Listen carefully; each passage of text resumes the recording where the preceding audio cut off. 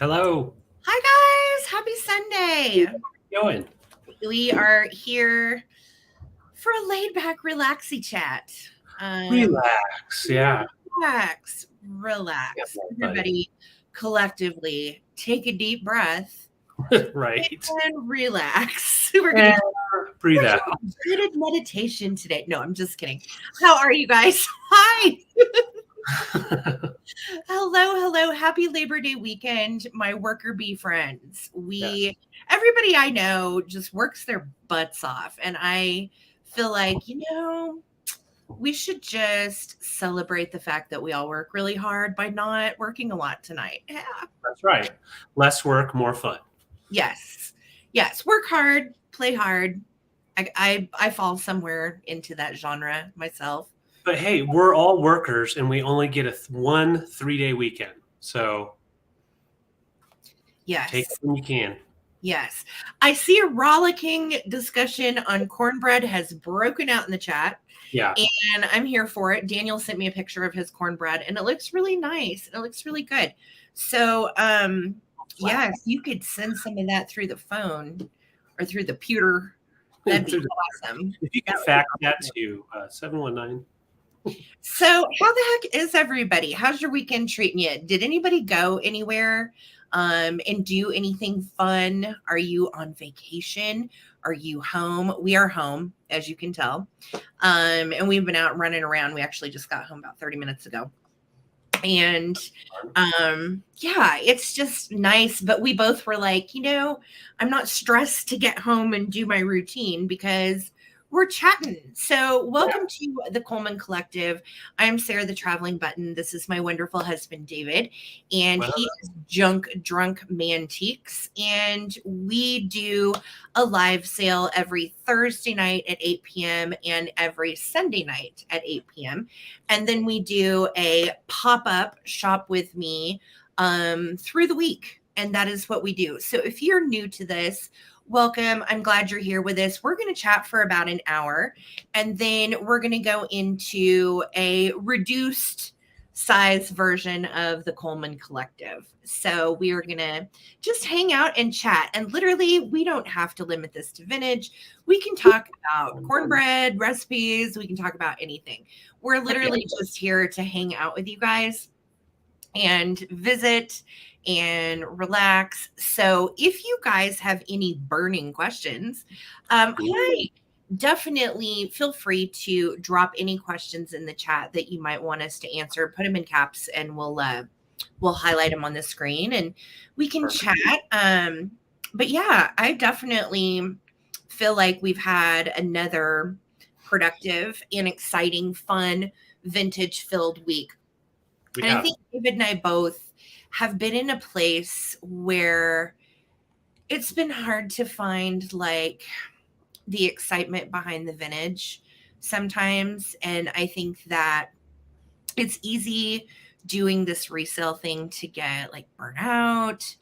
And I know that we have experienced that. And everybody I know that's resold for any amount of time has at some point. You just are like, oh my God, I've got to find the vintage. I've got to find the vintage.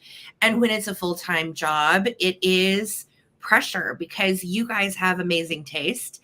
And we want to be able to curate to what you guys like to see, what you like to buy, what you like to collect. And so I think that's a good place to start too, is just talking about where does everybody want to shop? Where do you want to buy stuff? Do you want to go to the flea market and get your hands on it? Do you want to go to eBay and bid on it and watch it? What's convenient for you at this point? Definitely that's kind of the direction we want the chat to go in. But again, we can talk about literally anything. So what I'm going to do first, go ahead, David. Oh, I was just going to say, not just convenient too. Like what gives you the most pleasure? Obviously, the most pleasure is going to be going out to a thrift store with all of the wonderful comforts that we like, and then all of the vintage for a really low price. But do you like live sales? Do you like being part of the community and talking about your possible purchases? Yeah, everybody has a different like. Yes. And we want to try to tailor that with our business because, as you guys know, what we do is so fluid. It could change at any minute. Should we have set sales? Should we do all pop-up sales? That's kind of what we're always thinking about too, is what's going to benefit our watchers the most and our buyers and our community the best for us to do going forward. And I love where we are. I really don't want to change anything, frankly. Right. Three different shopping opportunities a week from us is definitely our max. I don't see us doing any more than that. That would be insane. But I've done it. Once upon a time on Instagram, I was doing like 5 sales a week. That was also at the height of the pandemic and everybody was home. So as you know, things have changed a bit. Everybody's back out in the world now. So what do you guys think? I'm just, that's what I like to hear from. That's what I love most about our Facebook group too, is getting to hear feedback from what you guys enjoy, what you're collecting, what you're doing, what you're looking for. I don't have time to go to live sales anymore, or I love to go to every live sale. I think everybody falls somewhere in there. I know personally, I don't have a lot of time myself to go to anybody's live sales. So, yeah, it's a busy way of life, and we want to know what keeps you coming back, what keeps you happy and enjoying the community and the vintage and the stuff.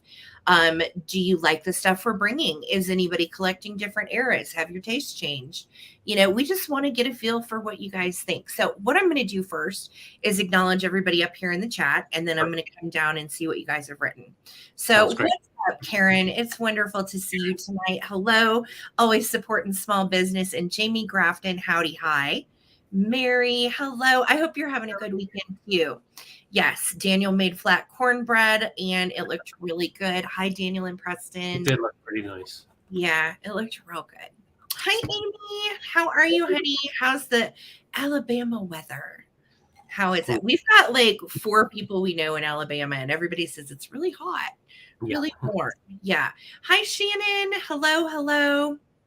Wordsmith is looking for some buttermilk to go with the cornbread. Hi, Wordsmith. I got some vintage buttermilk here. New old stock. No, you don't want that. Love to you and Evelyn. How are you guys?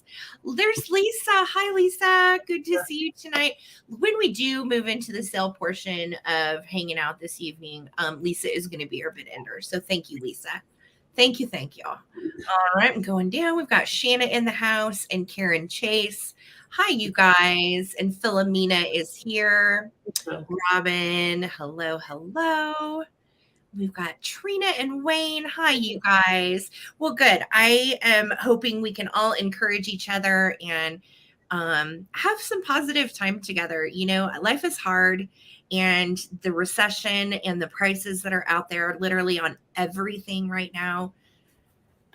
Right. It's tough, man. It's tough to be a human, and David and I were talking a couple days ago. I don't envy anybody that has several kids in the home to feed, and food so expensive. Everything's just so damn expensive. So yeah, we recognize that. We do. Sure. Hi, Bridget. Good to see you, honey. And don't you know, I do know. Yes, I do know. There's Brad in the house. Hello, my lovely Bradley. How are you? Hello. And sweet Taylor. Hi, honey. How are you? Good to see you. There's Holly Parker. Love you, girl. Thank you for being here on the Mod Squad. Appreciate and my girl, Susie. Hey, Susie. Yay. How are you, girly? We miss and love you. Susie had a sick dog scare this last 48 hours that scared us all, but doggy's on the mend. So I'm so glad Luna is okay. Hi, Birkenstock Mary. Hello. Thank you for the snacks. Yes, Birkenstock Mary. Thank you for the snacks. You're amazing. Helen Melker. Hello. And there's Judy Dubs. Yay. Love that vintage. Yes. She said she's having a creativity brick wall right now. Yeah. And it's kind of like that. Like you have to, once you've been doing this for a while too, I feel like sometimes I've sold everything like 3 times. Like I've had one of these before. Here it is again. So we're trying so hard to just find different stuff to branch out with. And I know you guys have been really responsive to that in sales. So I love it. Thank you. Hey, Debbie Gutierrez, how's it going? So Don't You Know says, I look forward to the lives. Yes, I think live sales are so fun too. You learn a Daniel lot. has been shopping on some online auctions, and that is another fun way to shop, especially if you have a busy life. Mhm. And everything from high bid to eBay, Etsy, all of those platforms are wonderful. Hello. Oh, Amy, I miss you. I wish you Yeah. were. Really. We miss you. Let's see. Okay, question. What do the Colemans think the next niche hot thing is? Oh man. Hummels. Precious moments figurines. No, I'm kidding. I don't know. That's a good question, Sarah. What do you think? Gosh. Well, I don't know. You know what I have been seeing that I think is a really cool trend that I'm really admiring a lot of different people are doing is they're mixing vintage with like handmade, for instance, art, and you've got those Right. seasonal pictures. That was the red hot trend on Pinterest and Instagram. Everybody was buying old barn pictures or house pictures or farm pictures, and they were painting little ghosts and pumpkins and seasonal things into them. And I think stuff like that goes viral and gets really hot on TikTok or whatever the social media platform is where it started. Those things then drive the pricing up on art at the thrift store. You know what I Right. mean? So the next hot thing right now, I will tell you, the thrift store prices are ridiculous on art right now. Yeah. And I have been always a big proponent for original art, oils, that kind of thing. And it's getting more expensive to bring it to you. Yeah. Because of those trends. But I think, anything that an influencer can get their little hands on and promote and, swung glass and Viking glass and all of that was hot thing for Right. what, 2.5 years. 2.5 easily. And now it's kind of fizzled back down. And the prices I'm seeing out and about are more reasonable, but we're still not picking them up because it's not really selling on live sales anymore. Right. So, and I think it's also really at this point as a reseller, it's smart to know your audience and your market. And, for instance, we picked up that Apern this last week and it was $150 and we normally do not pay up, especially in this economy right now. We have not been paying up for items at all. We have been mainly thrifting and estate sailing our way through the vintage reselling life right now. Yeah. So while I would love to bring, super fabulous things to every single sale, I don't want to pay 45 and $50 for the items that I'm bringing. It just doesn't feel realistic right now. So for me, I think wordsmith affordability is the next niche hot thing as far as trends, whether it's upcycling wicker and you love the boho, and I'm talking new age boho, or you are into the mid-century thing and that's always been your aesthetic and that will be your aesthetic and it's still going to be your aesthetic 10 years from now. I think a lot of people really settle on an era. But I do see antiques and 1920s things definitely selling in a way via YouTube that they didn't necessarily have a niche audience for on Instagram. So anyway, I don't know. We can get all kerfuffled on that topic. But I don't like an actual thing that's hot. There are some things that are just always going to stay hot, like vintage and antique advertisement stuff. Yeah. Of course, Victorian type of antiques. That lava. That lava. That kind of, it just depends too on what's trending with the influencers. And you got to pay attention to all of that on Instagram and even TikTok. I've been thinking this last week. I'm like, God, I don't want to get a TikTok. Please don't make me get a TikTok. Never do it. Marketing wise, I should have a TikTok, but I don't. You know what I mean? So I'm in that old that old phase of life where I'm like, you kids get off my lawn. I don't really want to do that. Well, trending movies and trending streaming shows also do set some Yeah. slow moving trends as far as like if you're watching a lot of stuff with Victorian era stuff, it kind of starts being a trend because it's like, ooh, I watched this, so I'm gonna have some of those kind of items in my home. So Yeah. it does kind of move around, but I think for most people, like Sarah was saying, they have like an era that you're picking for, as well as some people have colors, Yes. and also some people have types of items. So like for us, we're very eclectic, but I can say like, certain displays that we have were worth quite a bit more about 3 years ago. They haven't changed. In fact, we've added to them, Mhm. but the value has gone down, but it'll just keep coming back up. But without a doubt, there's always going to be a buyer out there still wanting those items. They're just Mhm. riding the wave. They don't even know. Well, like on Instagram, I saw swung glass vases, and I'm talking floor vases going for $2,000. Right. Do I think that will continue? No. I mean, maybe with an elite few, but like, no. I really don't see that necessarily continuing just because it's saturated and economy wise. I mean, who has an extra $2,000 laying around to throw at a vase right now? Right. One vase. So, Right. um, I think affordability, collectability go a long way, as far as collecting.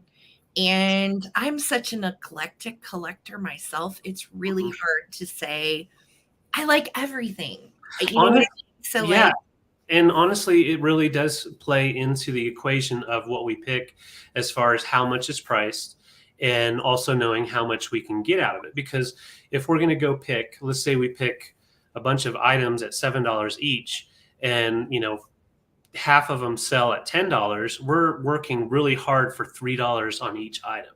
yes, It doesn't but make sense to do that. So no, paying, I know there's a lot of resellers, especially online, because you have to have some content up there. Sometimes you struggle with paying up for items, but in the long road and end of the road, I would say it's most important to keep the profit for each item. Otherwise, you're just working harder to make the same amount. yeah. So I that really comes into play no matter what we're picking. Right. So, and that's why, sometimes we've had to adjust pricing for live sales where I want to start something at 20, but I really need 30 out of it. And if it's not going to get bid up, then I got to start it at 30. Right. So it's really, recognizing the times we're living in and realizing that, um, while we strive to find and bring high end vintage as much as we earthly can, sometimes there may not always be an audience for that too. For instance, the Supern, right? Right. So we paid 150 for it. We love it. It's cool. It's amazing. It glows. It's worth like $1,500. But where should we sell it? And I would rather bring it to a live sale here and pay no fees other than what I pay for PayPal than put it on any other platform with fees. Right. So, It just like, makes sense. it just makes sense. You know what I mean? And we're trying to be smart resellers by maximizing profit the best way we know how. And it's just weird out there right now. Honest to God, it is so weird out there. And we have been resellers for about 10 years, obviously part time and then now full time, which is totally another ballgame than part time. Uh, Right. but it's really changing. And I blame this flipping economy. So, Oh so yeah. we would love to come shop your house. I wish that we could.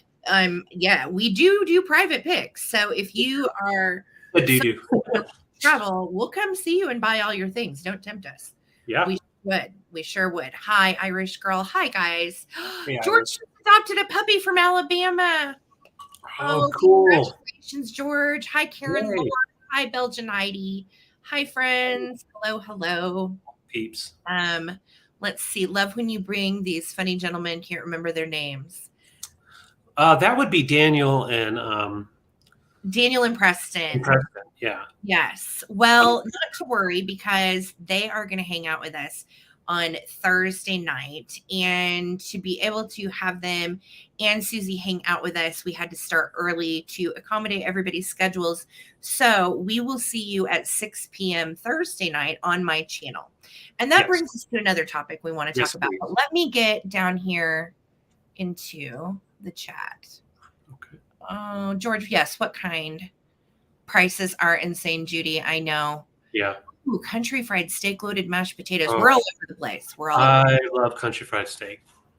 Oh, Karen has grandkids coming on Thursday and can't sleep. Karen, enjoy. Yay. Soak up every fun minute of family time you can. Hi, Jennifer, you're a sweetheart. Yes, you started following me on Instagram recently. Oh, that's Good awesome. to meet you. Good to meet you. Hi, Miss Tina. Victoria's here. Hello. And if I missed anybody, I'm sorry. I'm just scrolling down kind of willy-nilly here. Oh my gosh. Yeah, got those Sarah McLachlan animals, Sherry. David, don't miss. They're home now. They're home. They're home. They're home. Oh my God. For the love of God, milk glass, please. I don't even know. Daniel has a lot of milk glass he needs to offload. Yes. Yes. Vintage plastics. That's a good one. Like acrylic and lucite and all of that. Yeah, that stuff is so hot. Hey, Sarah Lee. How the heck are you? Hey, Sarah Lee. Yeah, fairy lamps are totally over. Like, I mean, they're still fun, right? I'm not going to pass up a fairy lamp at a good price. I'll still, grab one if I can find one, because I know there are people during that whole trend that didn't want to pay $90 for a fairy lamp. Right. So if I can bring you one for 22, I'm really happy with that as well. It just, it depends on this point for us being full-time pickers, being really smart about what we pick. And sometimes we make bad decisions. That's the other thing. Like we'll find something and I'm like, I love this. It's beautiful. David and I will ooh and ah over it. We get it home and it's got a weird chip or a hairline that we didn't see. And it's just always so frustrating because then you have to write that off as a loss. And I just hate doing that. And that does happen very easily at estate sales, especially because a lot of the rooms that we're picking in are dark. So we've kind of gotten to that point now where when we bring everything up, we look everything over twice, just because it's in a dark basement. You're not going to see the imperfections. Well, and my eyes are lousy. Like I literally without my glasses can't see a squat thing. And then now I've got my new magnifying glass, you guys. I got mine too. I'm like this because Same. see, literally, y'all, I can't see a thing. Where are you? Yeah. Sarah Lee said vintage and antique scrapbooks and photo albums.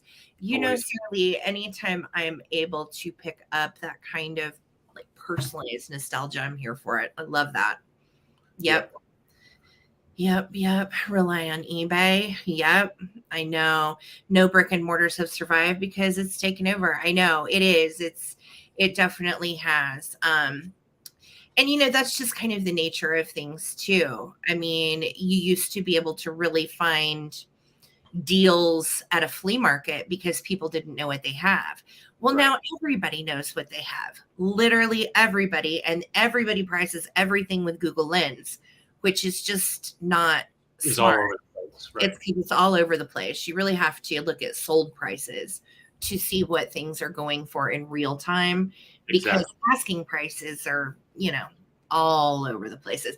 Birkenstock Mary has a great question. Where are they getting all these swung vases? I have a group chat with some friends, and we always joke that there's like this underground network of floor vases that nobody knows about, but like 10 people. They just all pass them back and forth. I don't know. Yeah, it's under the Denver airport. They're using that area. Yeah. I haven't come across a floor vase but like twice in 5 years, so I don't know. And then they were really high. So hi Laza, good to see you in the house. Hello. And again, if you have questions or anything, please drop them in the chat. Let's says, as a collector, I say buy what you love. The value comes from your eye. That is such a good point. Yes. And that is really, we all have talked about those trends.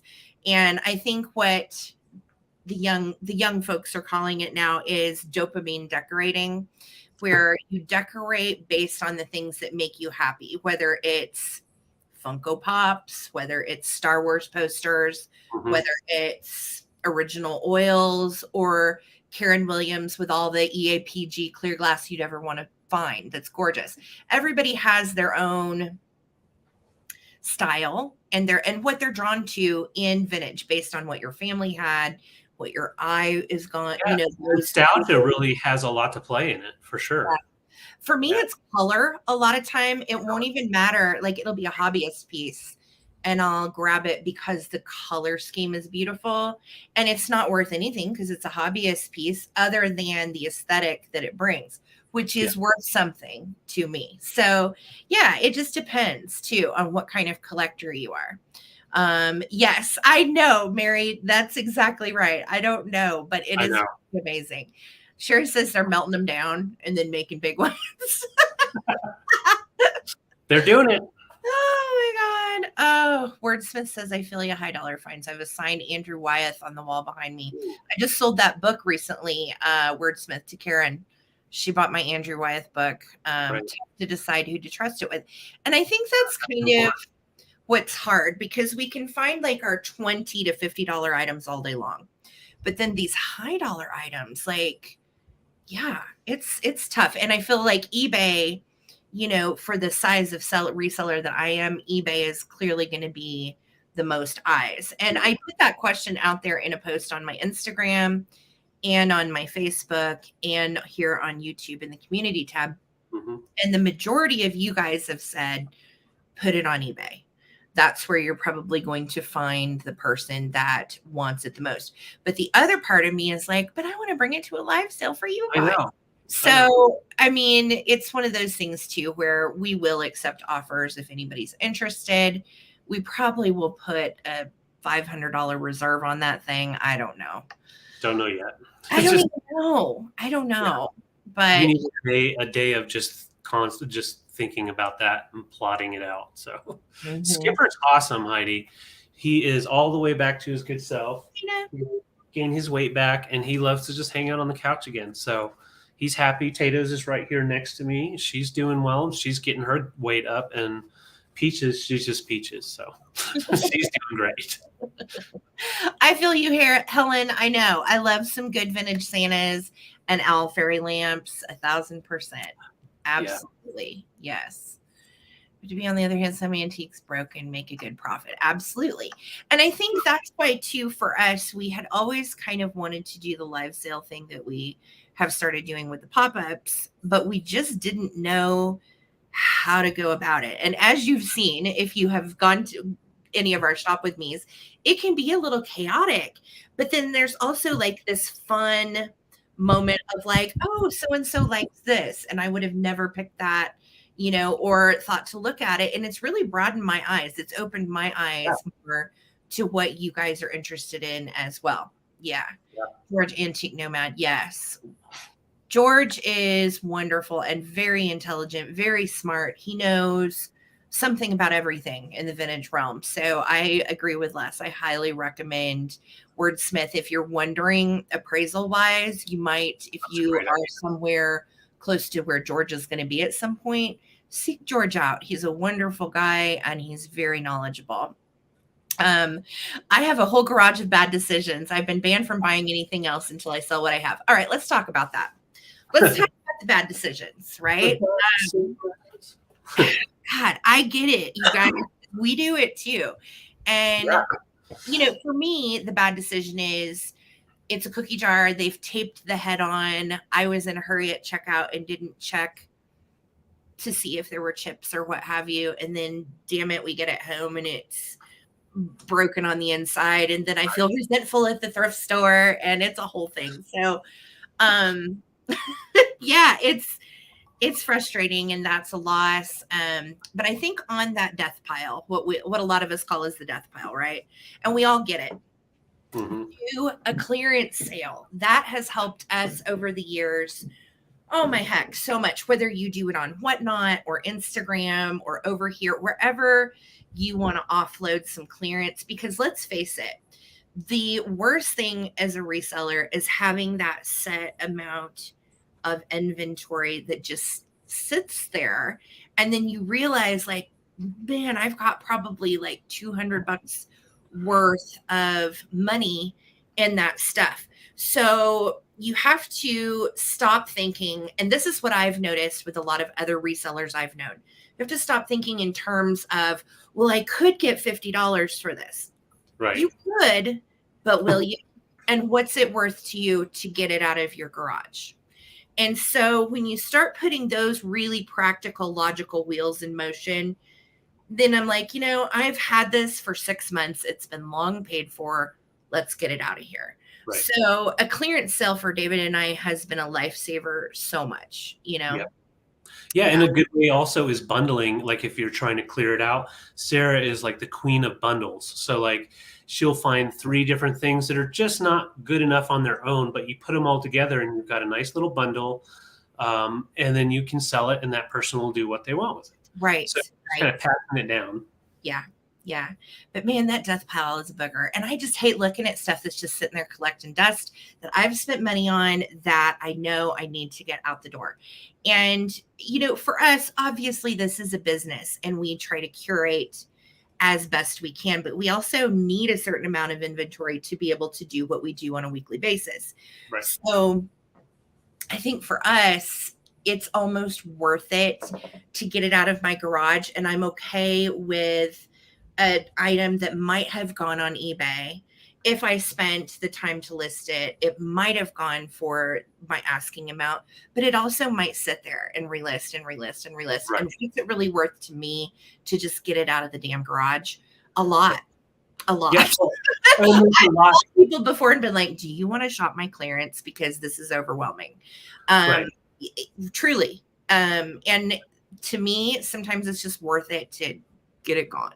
Well, and momentum is a big part of a full-time reseller, because when you get that momentum going, you're investing money, getting money back. You're taking all of the excess money from the profits from that, and you're reinvesting into the next. So if you can keep the momentum going properly, then it just keeps on smoothly going. But as soon as you, let's say, don't sell some stuff and then it just sits on the shelf and then you go get some more stuff, it does pile up. And that's when it's time to get that clearance sale out, because having the shelves, having that little extra money back from those bad picks, it kind of gives you a push back into a forward motion. Yeah, absolutely. It does us. It always motivates us. Once we get the clearance out, I'm like, let's go get those shelves. Get some fresh stuff. Yeah. And that's what we do every week. Hawk's Nest, great question. I see a lot of influencers and resellers pushing Temu. Isn't this cutting into spenders' funds for vintage? I mean, okay. Bottom line on this question. The reason you see everybody pushing Temu is because they're getting free stuff to do that, and they're getting paid for the ad. So like if Temu doesn't leave me alone, they text me, they email me, they are spamming the crap out of everything I have. And I do order like some of my freebies and stuff from Temu, but like quality wise on most of different level, I'm just not a fan. That is just me personally. Okay. Now I am not dogging anyone else that loves it. If it's your jam and that you love buying that stuff, that's great. I just personally do not really care about 90% of it. So for me, but I'll tell you, like my headband I have on Temu, very cute. Okay. The reason I'm not doing a video pushing Temu is because they have offered to pay me too. They have offered this and and literally every other day, someone emails me about doing a video for Temu, and it's just not my genre. I'm a vintage reseller. So for me, I don't care if they're going to pay me $300 to do a video, and I don't feel comfortable. And this is just me. I'm not talking bad about anyone else, but I don't personally feel comfortable doing a video on my vintage channel pimping out stuff from another country that's pretty cheap. I just don't. Well, but there's some stuff on there like freebies and craft supplies and stuff and magic erasers that are great. Yes. It's just, I'm not also promoting for the Dollar Tree either or the grocery store, because that's not the genre. I'm not selling groceries. I'm not selling sponges for your shower. I'm selling vintage. Well, but when we have yet to receive a Temu package where we're like, oh, that's awesome. Whereas like when you buy on a live sale some vintage, you get it and most likely it's, wow, that's bigger than I thought, or heavier or prettier or whatever. Yes. It's just a different type of product. Yes. Yes, it is. And I think that, to each their own. If you love that stuff and it's quality, that's great. It's just not my jam and not my genre. So I will never do it. You'll never see me do a Temu video. But more power to the people that have cashed in and done it. If you have a big channel and you want to do that, great. It's just where I am right now, not for me. Yes, I know the Instagrammers with the floor vases. There's got to be an underground network. I swear to you. You guys are cracking me up. A well-curated collection has financial and aesthetic value. That is such a nice, well put together statement. Just dropping some merch lines in here. Yeah, right. I love it. Yeah, Sarah Lee said, for me, it's all about color. I do little color studies of popular culture, what is going on around the world, etc. Color is an intricate part of everything. Depressing events, popular shows. That is such a good point, Sarah Lee. And I am that, like, I'll be stuck on a certain color or a color scheme for a couple years, and then I want to change it up. And we've done this throughout our marriage. Like, I'll just get sick of everything, and I'm like, but that's the beauty of being a reseller in this particular niche too, is it does benefit me when I go to sell my personal stuff. Then I get to redecorate the house, which is great. It doesn't go to waste. Yeah. Let's see here. I don't know. George stars all that knowledge. He's incredible. He is incredible. I agree. Yes. Sometimes it's at estate sales, you grab and pray. And we have done that too. There was an estate sale we went to this last weekend, for instance, and see this Catherine Holm omelet skillet behind me. So that was on the preview. And I told David, I was like, there's no way that'll be there by the time we get there. Like, I've already it's written off in my mind. I'm not even thinking about it anymore. Right. And then, oh my gosh, here, we walk into that kitchen and I told David, I'm making a beeline for the kitchen just in case it's there. It was there. I died. I was so excited. So I grabbed it for a great deal. It has some wear and patina to it, but I'm going to bring it to you guys tonight for a great deal. And I think that's the other thing about where we are with reselling is there's some items that are going to be like that Victorian apern. That's going to be worth $1,000 no matter what, right? No matter what economy we're in, no matter what year it is, that thing will retain its value because it's 125, 40 years old, somewhere in there. So, but other stuff, it really ebbs and flows and depends on how much we can make out of it. Do we want to ship it? That's the other thing. I always read stuff by David. How do you feel about shipping this? And he'll either be like, yay, or sometimes. And like, that's a great shipper. That's fun because it does come apart. Yeah. So you can box each individual piece and then put it in a bigger box. Yes. Yes. Well, and that's the thing too. I feel like, Brenda, I would rather bring my clearance here than have to list all of that on eBay or elsewhere and pay fees. Or do a garage sale. Do a garage sale that is a flop, and I've got for 10 hours trying to peddle stuff for $1. So why not use the platform that I've created with YouTube and do that? But I think Whatnot is it's another really good platform to offload your clearance stuff too. Nice. And I've done sales over there for clearance as well. I just because I have you guys and this is our following here, I prefer to do it here. And mid-century Maven, that is so true, Susie. I can tell you, I don't buy stuff that I don't like. Like, sometimes I'll see something and I'll be like, well, I know that particular, let's say it's a Hummel or whatever, is worth X amount. But I'm like, that's just not my aesthetic as a seller. And that's okay to be selective. I think everybody has their own personal style, what they're comfortable selling, what they're knowledgeable selling. Bridget, I'm down. Let's do this. From the garage. Yeah, I mean, if you do that sometime, garage. Yeah, we'd have to organize it a little bit more just to make it a little more exciting. But yeah, we could have a whole garage type of deal, Actually, sweatpants. George, we have done that. Once upon a time on Instagram, we Mhm. did a big clear out sale, kind of the same thing. And we left everything on tables in the garage and we just panned the tables and we were like, tell us what you want. So it And we is. were shipping for 2 weeks straight. Okay, that is some exciting stuff. Oh, Karen said, cool. I'm about to launch my channel, so I'm stocked up but scared. Karen, I'm here to help you however I can, girly. And it is a lot. I have a couple other friends that are working on getting into this and selling on YouTube as well right now. And the best advice for you is just starting to post something on YouTube or Instagram every single day under your business account. Post something, whether it's in your community tab, a short, a video, post something every day if you can. But I will say you don't get the community tab right away. So you have to get some subscribers and then you'll start getting some extra tools. Yeah.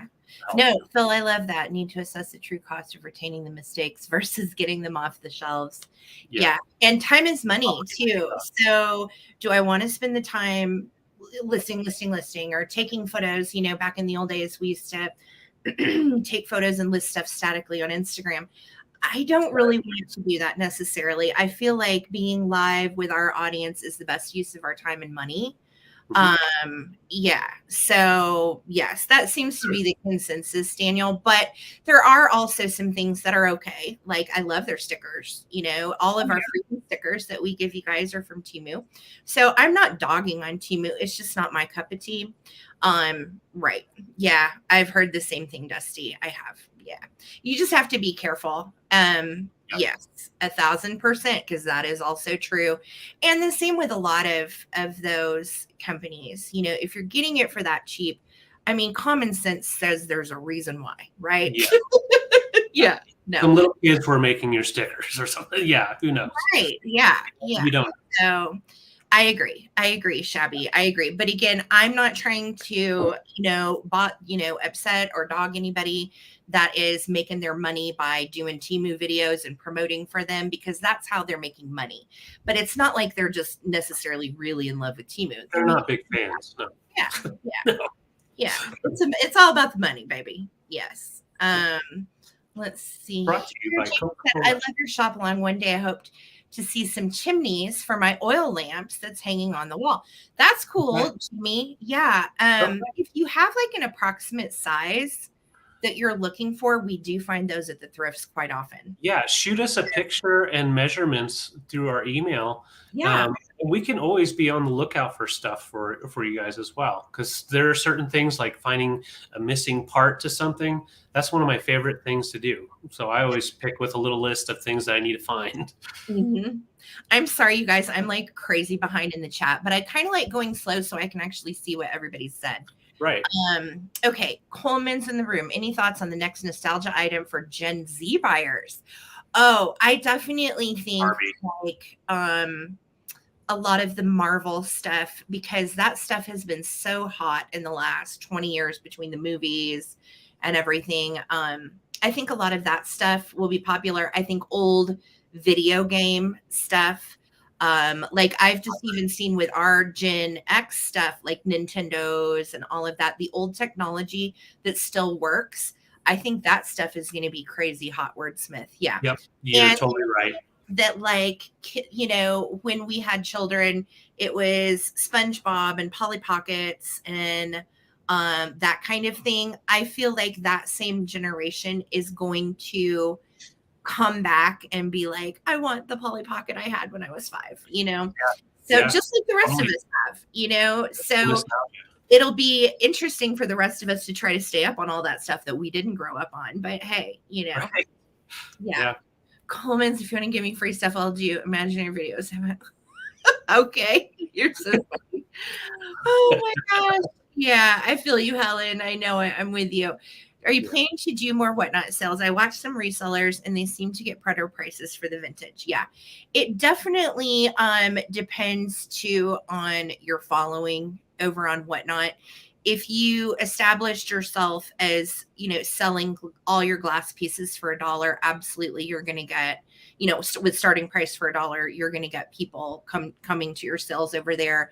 And I think that's great. More power to you. I do wonder at some point, Sarah, if that is for live selling, a direction that we want to take. But I feel like we have, for David and I, and I'm just speaking for us, I'm not speaking for anyone else, just for David and I, we have a personal relationship with so many of our viewers and buyers and stuff. I'm not opposed to it ever. I'm totally open to whatnot, and I have left that as a backdoor for myself for sure.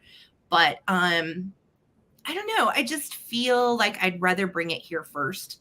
And then if it doesn't sell here, then maybe whatnot. But business wise, right. Sarah, in the future, if it gets slim and harder,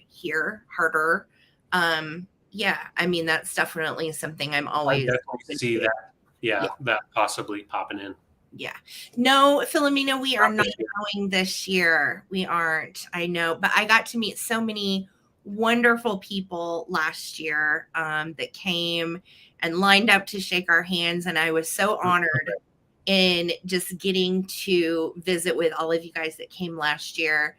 And if you guys are ever through Colorado, you have friends here. So thank you, Robin. She said, I love your shop with me sales at antique malls. It gives you a better look at other types of items that your buyers are interested in. You might not have ever picked up the glass ashtrays I got. 1,000%, Robin.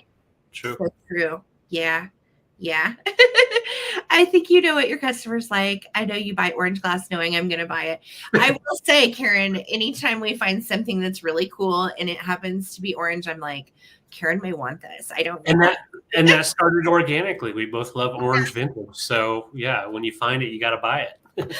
Oh my God, Brad, maybe it's just the personal interaction of the garage sale, because sometimes you can find some really cool stuff.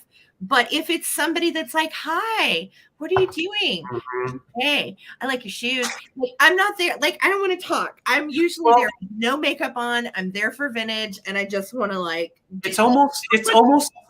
it's almost like a walk of shame when you're walking up to the garage. You're like, oh man, they're looking at me. They're sizing me up, seeing what I got. And then if you don't buy anything and you're walking away, that's also the walk of shame. So. And then you're like, okay, thanks. See you later. Bye. Awkward, walking off. We didn't buy anything, but we almost did. But nah. Yeah. I know. Hey guys, really quick, do me a favor. Lucinda Fantastic Finds. Lucinda is an old school vintage collector, and she is starting her YouTube channel and having her very first live sale this Wednesday. So if everybody would just do me a favor, go subscribe to Lucinda, aka Fantastic Finds. Making sure I'm doing it. And support her on Wednesday. Lucinda, drop in the chat, honey, what time your sale is going to be. It's 6 or something. Is it 6 Central?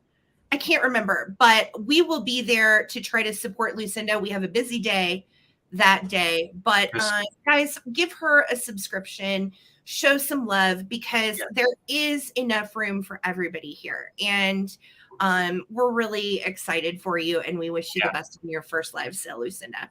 So heck yeah. Gunther, it's good to see you. I know I'm going really slow in this chat. So Sherry said, what's everybody's favorite collections? Mine are my 50s Christmas figurines, vintage brooches, and kitschy ceramic animals, and the Pyrex. Of course.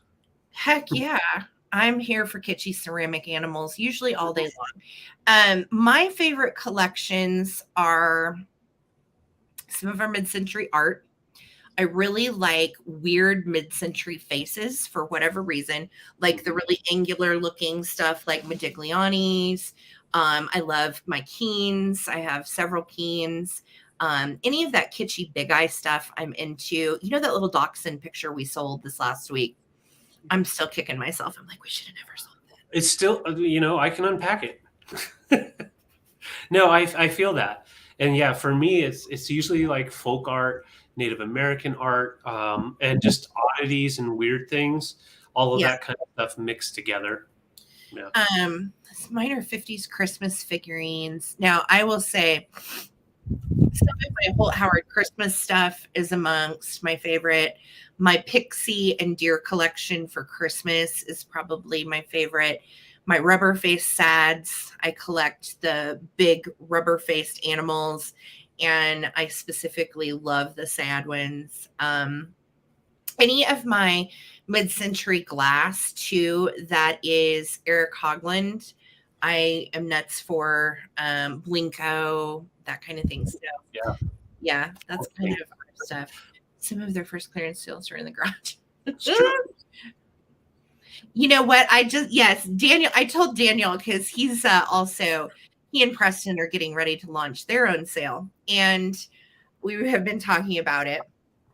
And I said, if you're going to do this, you really need to get an Instagram, Daniel. So, Daniel at 40 got an Instagram. Yes. Yeah. And you know what's funny, Elizabeth? I agree. I have seen some people like all white, very country, shabby cottage.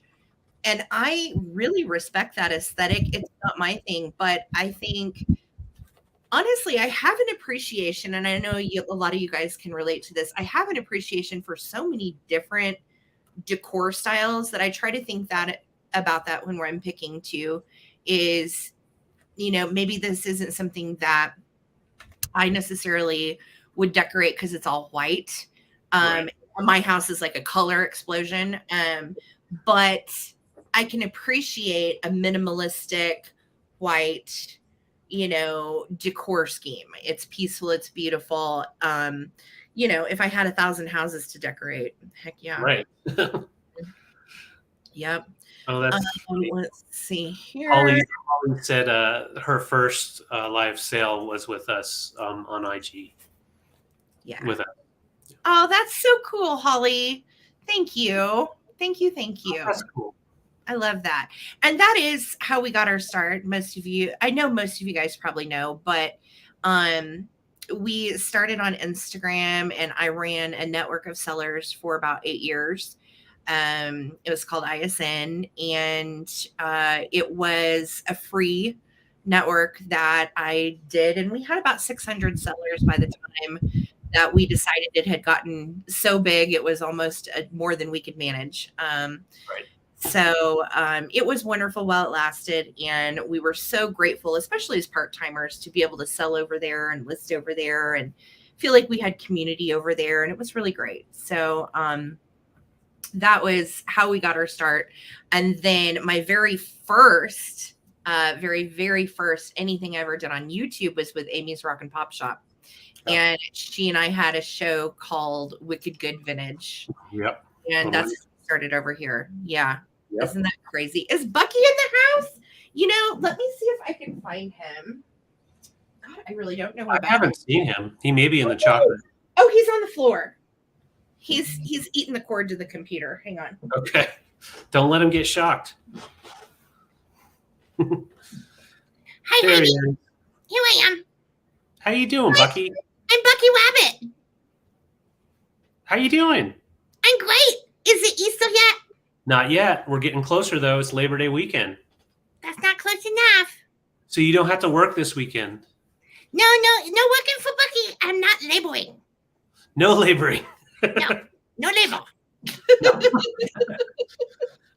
Well, Sarah, I tell you what, every time, and I follow Sarah Renovative Home on Instagram, and every time I see her estate sales, I just jones to go shop the art alone. I'm like, oh, she always has such cool estate sales she's working. So, yes.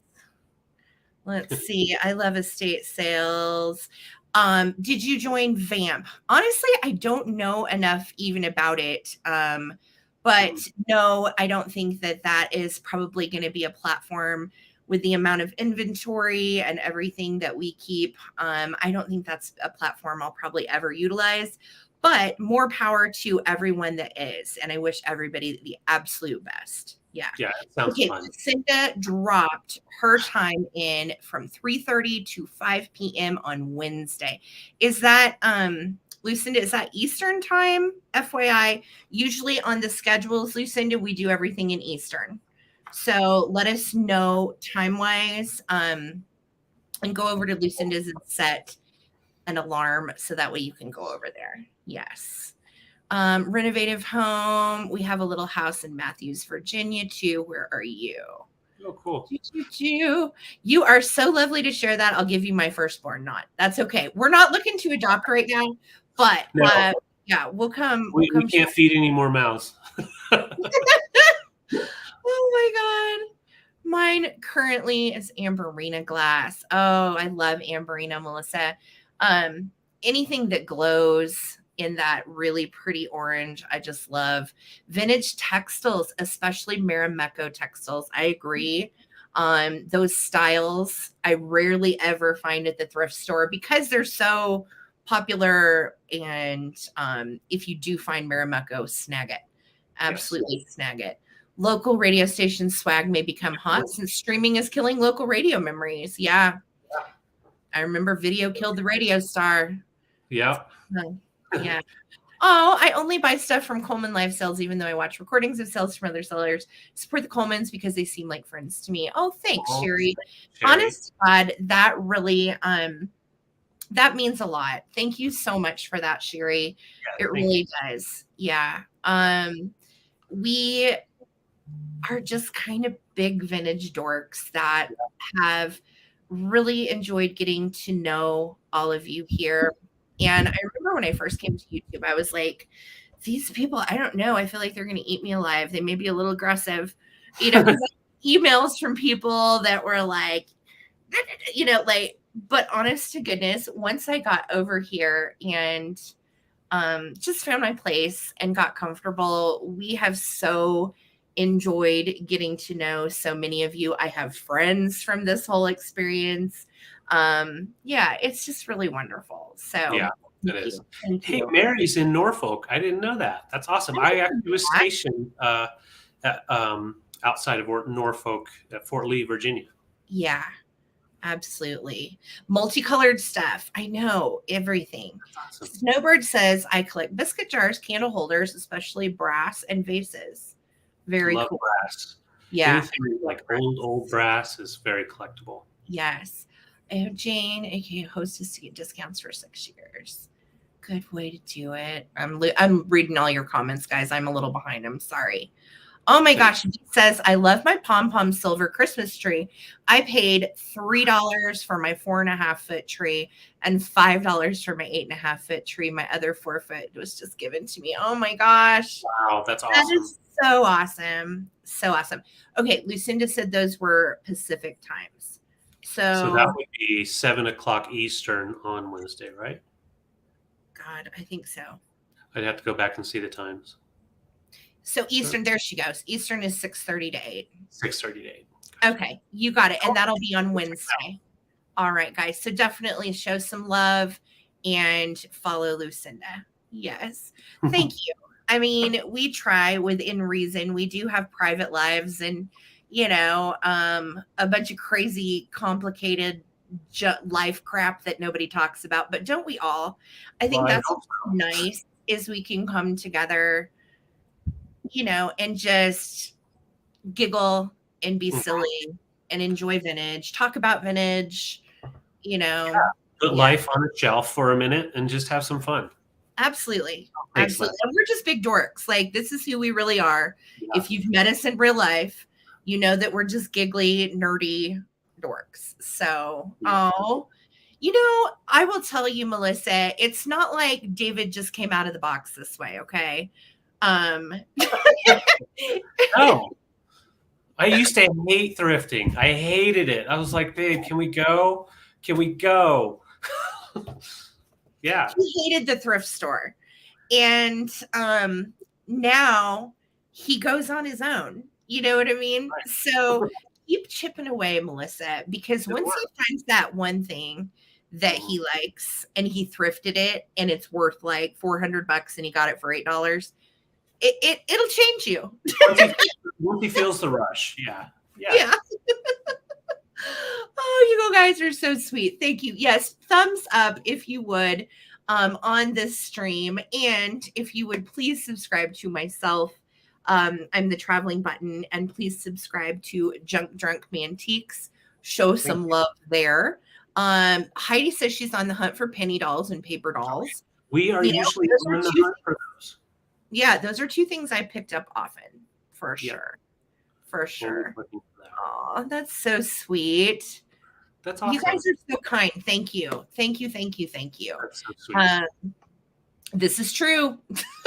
this is true. We do. And I will tell you, this economy is just killing us. It's killing everybody we know. Well, yeah. It sucks. It's hard. I'm not going to sugarcoat it. It is. I'm sorry, but when you go to the grocery store and you try to get some stuff together just so you can make some hamburger helper, and you're looking at your cart trying to figure out how you can skimp and save on that, that means the prices are too damn high. Yeah. Yeah. It costs $35 to put together some hamburger helper because you just wanted to add onions to it. Shit's bad. Yeah. That's when you gotta think about some things. But you know what? I will tell you. I have found such great joy in something that I never in a million years thought I would. I really am not a person that likes putting myself out there. I don't like being on camera all the time. I am very private.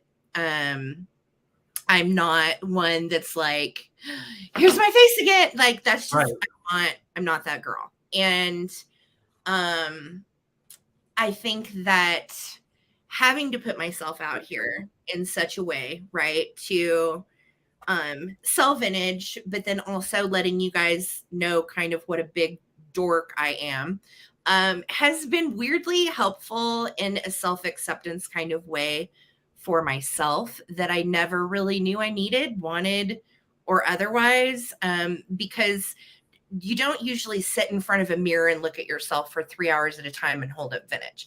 And that's what this is. You're literally sitting in front of a mirror. Here's me. I can see myself. I can see David. I can see you guys. I actually can't see you guys, but you can see us. Yeah. And just self-acceptance wise, that was really hard for me in the beginning.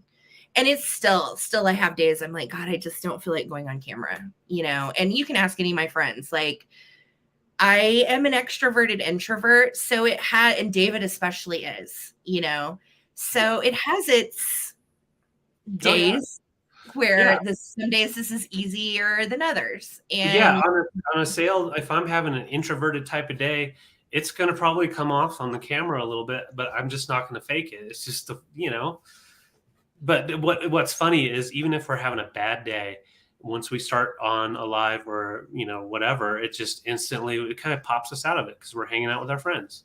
Yeah. 1,000%. Yeah. Are you enjoying doing this as a couple? Do you miss selling with other resellers? Honestly, you want to take that one, babe? Well, okay. So that is, I'm going to answer it as quick as possible without taking some details out. So when you're selling with other resellers, while you're on and someone else is selling, you're not making any money. However, it's a great back and forth helping each other sell. For us, with two resellers being in the same home, and that's our only source of income, it just made sense for us to sell together, considering Sarah does have certain things that she prefers to bring to sales, and I have certain things I like to. So it just kind of works out. But yeah, like having Daniel and Preston on this last week, it was so exciting. It was just fun just to, hang out with our friends. Because if we're selling with you, we have to be friends. We're not going to just be acquaintances. We need to be comfortable, And so we do have this Thursday, coming up this Thursday, we're having Mid-Century Maven, Susie, our good friend in Albuquerque, and Daniel and Preston again.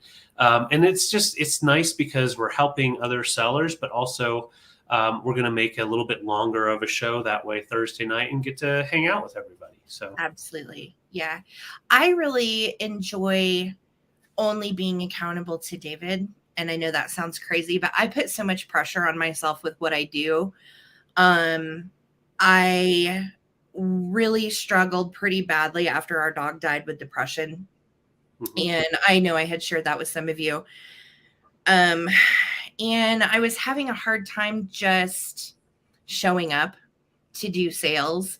And so just taking the pressure off of having to show up for other people just showing up for David and I was really needed at the time that we made that decision.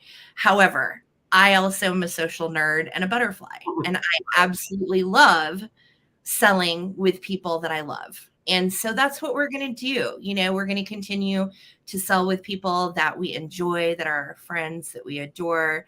And, you know, and then still try to do the best we can to make ends meet for ourselves. Doing this full time, you guys, is not for the faint of heart. Like I've said a million different times to David, like, God, I'm not built for this. Like, I'm not an influencer. I'm not a video maker. I'm just a vintage reseller that has a passion for vintage, just like you guys do, which is why I think we connect so much with all of you is we are you. We're Right. just doing, you know what I mean? We're just doing what we like. So, Yeah. and I appreciate all of the comments about you guys are real and all of that. Like, I mean, yeah, I try my very best to just be the best Sarah I can. And Same. hopefully I mean, good for 98% of you. So thank you. Thank you. And all of the kind words, honest to God, they are so nice. And thank you guys for everything. And Lucinda, I'm going to tell you something. None of that matters. You just be yourself, and you will find your people here, and you will find who are not your people, and you will find out who are your people, and just be a good person. That's literally all you got to do. Sell people their things, make sure their stuff gets to them in a timely manner. You know, I've had a lot of people recently telling me they're getting like packages that are postage due, and they're getting packages that are taking 3 to 4 weeks and stuff like that. And, you know, I could go on and on about that. But bottom line, as a reseller, just treat your customers the way that you would like to be treated. It's so easy. It's just, it's that easy. It really is. It really is that easy. Yeah. And Lucinda will be there to support you, girly. We will. For sure. Yeah. Yeah, I know. Introverted extroverts were an interesting bunch. And when I was younger, oh my God, I was always so extroverted. But the older I've gotten, I need my downtime to recharge and all of that. I love that you introduced new sellers. Daniel's super funny and has the best glass. Thank you. Yes, oh, thank you guys. Thank you. Guys, we love you too. We love you too. And Susan, I love my cruel you sent me. Thank you so much. Thank you. Thank you. Yes. We still need to hang it. Yes. Well, and we try so stinking hard to educate on era and brand and all of that as much as we can. And in the process, JG, we learn too. So it's a win-win for all of us. I think we're all, a lot of us, just on the same playing field. And, you know, a lot of us don't have the 9-to-5 traditional jobs that maybe we once had at some point in life. And learning to how, you know, adjust to all of that and incorporate the vintage that we love has been really challenging. I'm not going to be like, oh, it's been such a breeze, it's easy. No, it's not. It's not been easy. But at the same time, I absolutely love it. I'm going to keep doing it. And we are just so grateful to have the community here that we do.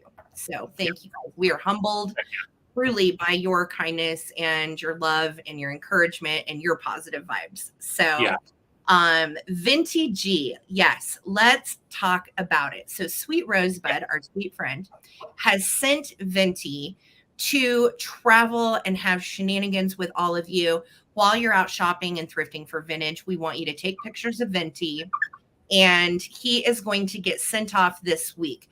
I have my list composed of who has signed up to get Venti.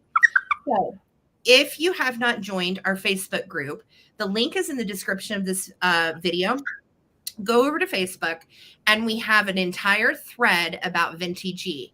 If you're searching for that thread, you don't have to scroll through everything. There's a search bar at the top of our Facebook group.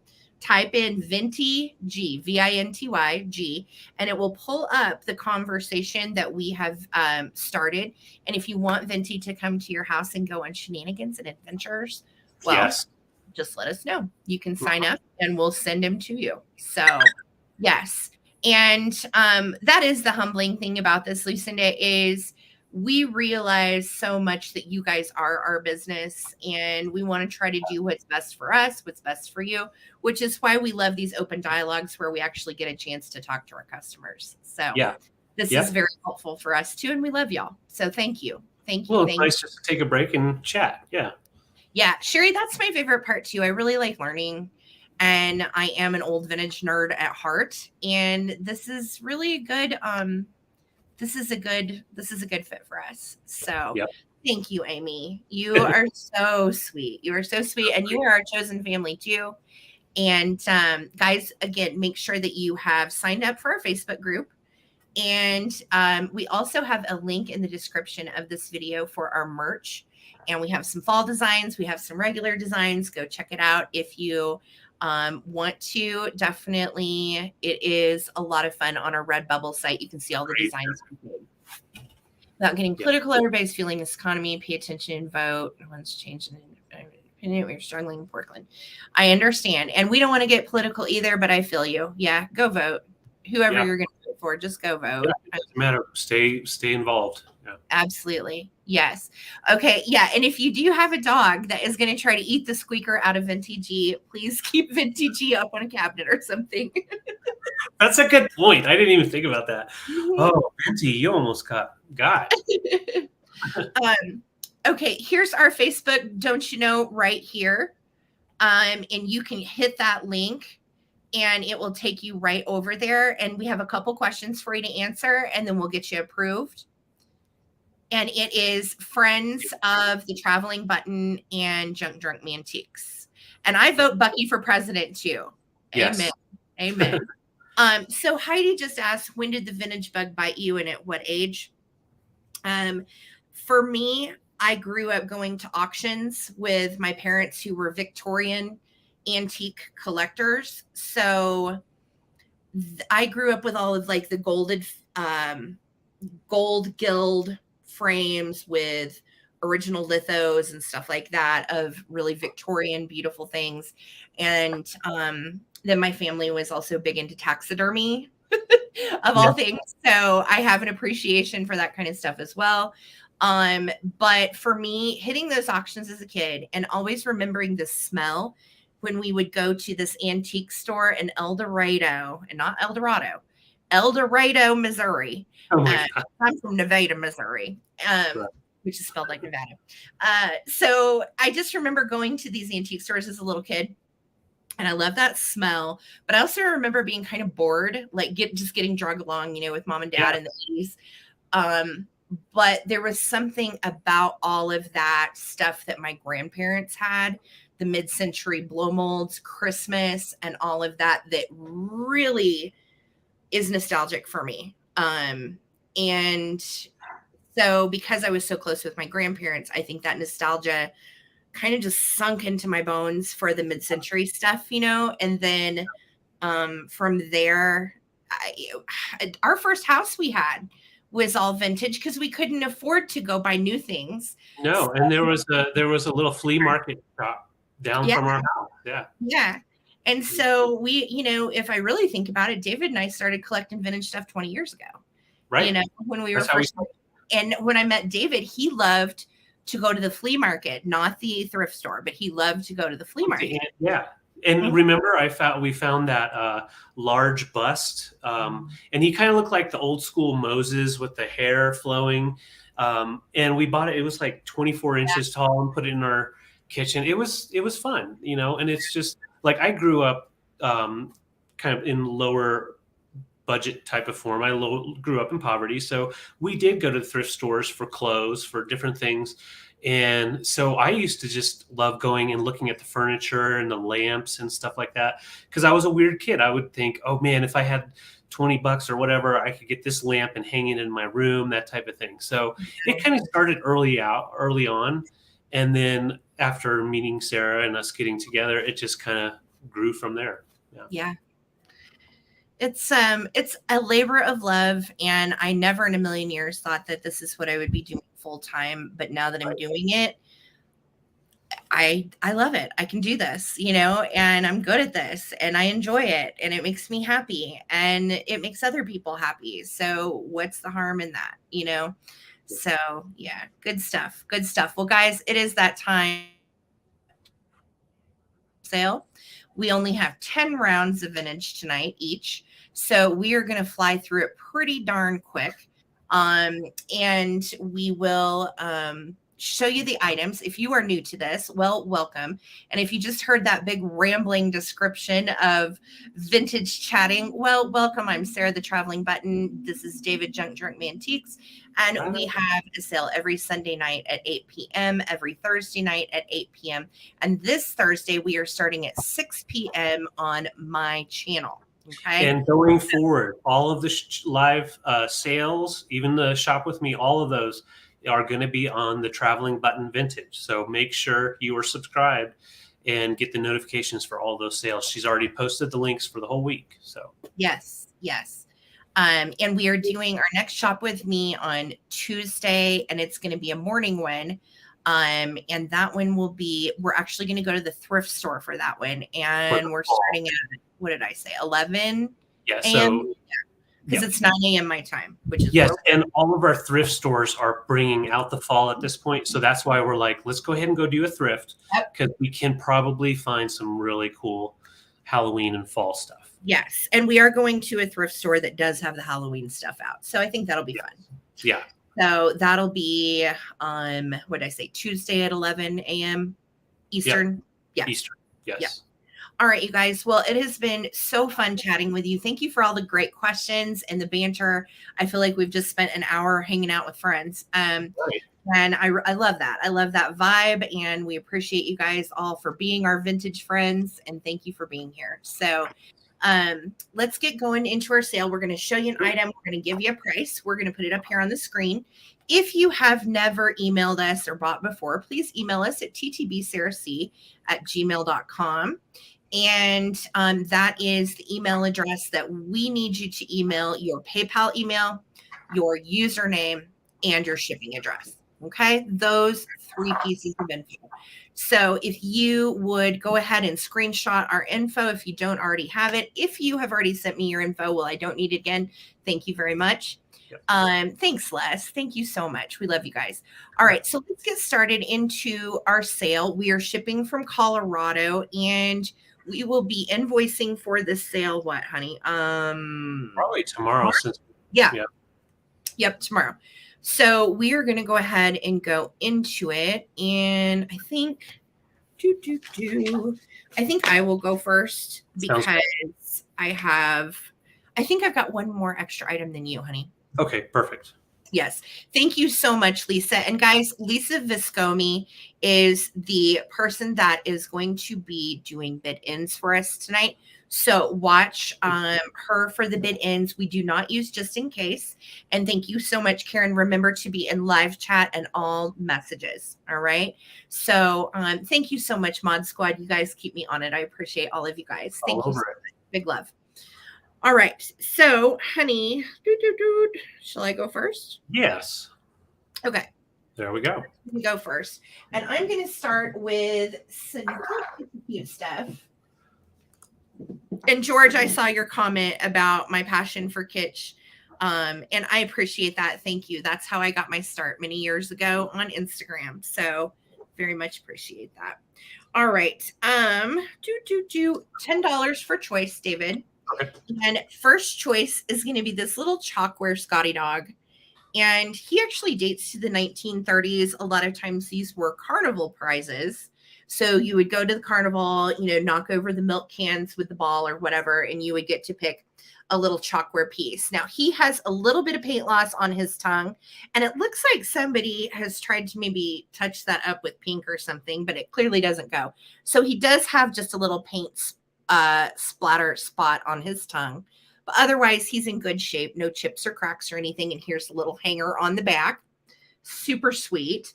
And I know that black and white coloring on him too is so cute. Now he's just little, he's not very big. So if you have like a vignette wall with some other little things around it, this guy would be perfect. 3.5 inches tall by 1.75 inches tall. Okay. So that is $10 for your first choice. All right. Second choice is this funny little guy. And this is a little black poodle figurine, original bow. And look at his hilarious hair. Now, I think this would have been like rabbit fur. So yes, if that is an issue for you, this is real animal fur on his head. But you can comb it down and give him like a really nice toupee. Nice comb over. Hey guys, do you like my toupee? Very nice. Very nice. Can't tell at all. Oh my gosh.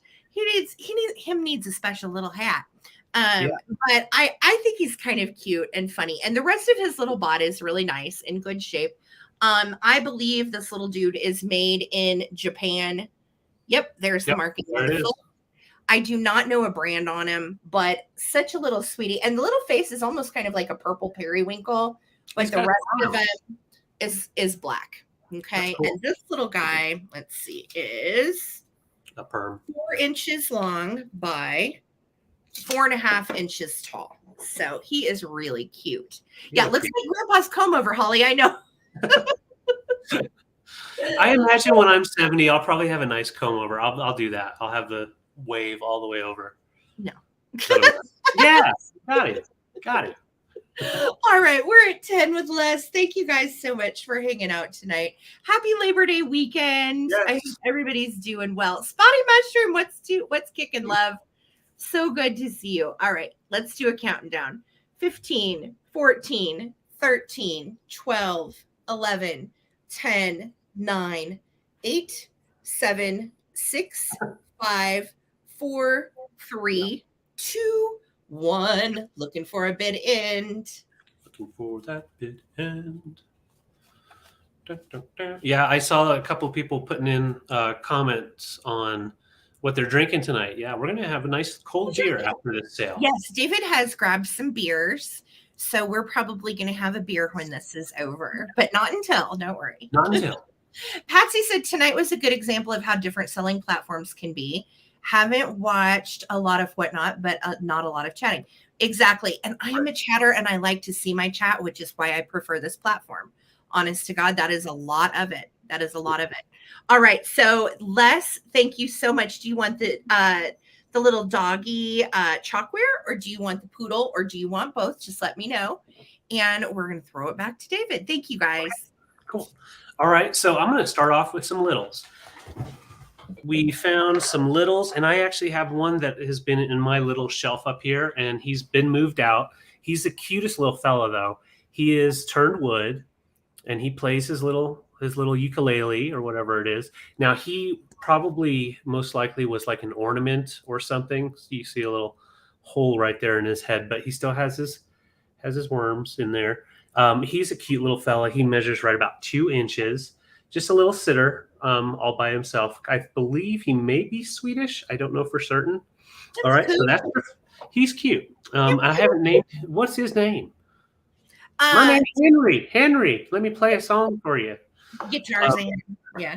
Second up, I see you, George. Thank you. Second up is this really cool stoneware owl. I've bought these before and sold them. I love them because they are very mid-century modern looking, but also go with your folk art stuff.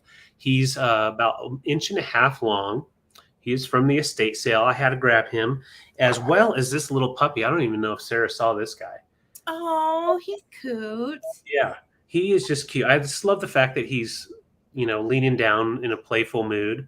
Yeah. And he's an old porcelain type of ceramic. There we go. His name's Humbert. I love it.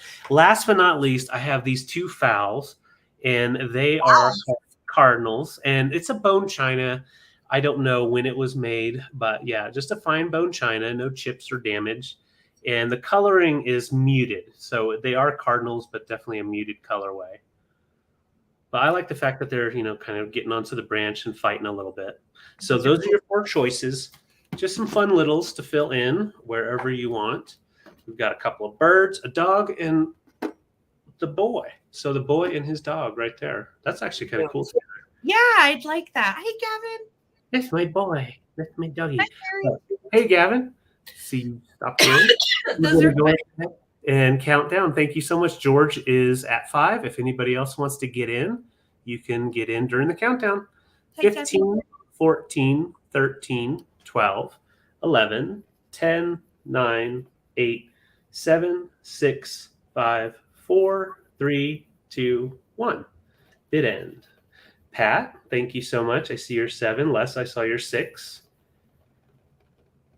Oh, he's wobbling. He's kind of like a Weeble Wobble, but he's wood. Weebles wobble, but they don't fall down. No, they do not. Don't you do it. All right, Les, wait, George, I see your 10. Thank you so much. And there's our bid end, Lisa. So George, let me know if you want the boy in blue, if you want the doggy, if you want the 30s, or if you want the owl. And then right after that will be Les. So we'll just see what George picks. And also a shipping update, just so you know, obviously this is a holiday weekend. Everything will be completely tagged that has sold up till tonight's sale, tagged and boxed and bowed and all the stuff. So it'll get picked up first thing Tuesday morning. Yeah. So. Oh, my battery's about to die. Hang on, I got to plug in. Yeah, plug that in. Oof. All right, so I'm watching for George. There he is. Can I take all, please? George, no. I would prefer to ask every individual. No. Yes, absolutely. I got you for all. Thank you so much. Thank you, George. I like how polite he is. He's like, can I? No, you sure? That George. Thank you, George. Thank you. Okay. So these are some estate sale pieces that I picked up over the weekend, and little did I know they're 124 years old. I just thought they were cool. Right. So I'm going to start these at $18 for choice. Karen Williams, you were on my mind. This is from 1899. This is early American pressed glass, and this is the Delaware Ruby Gold. And this is the prettiest pattern because it has a texture to it, almost like sugar. And you can see that the gold is flashed onto the glass, and it has these little flowers that go into buds and then also have blooms on them. And it's a really desirable pattern. This is such a pretty color. The stopper has no issues whatsoever. And this is the little cruet. This dates to 1899.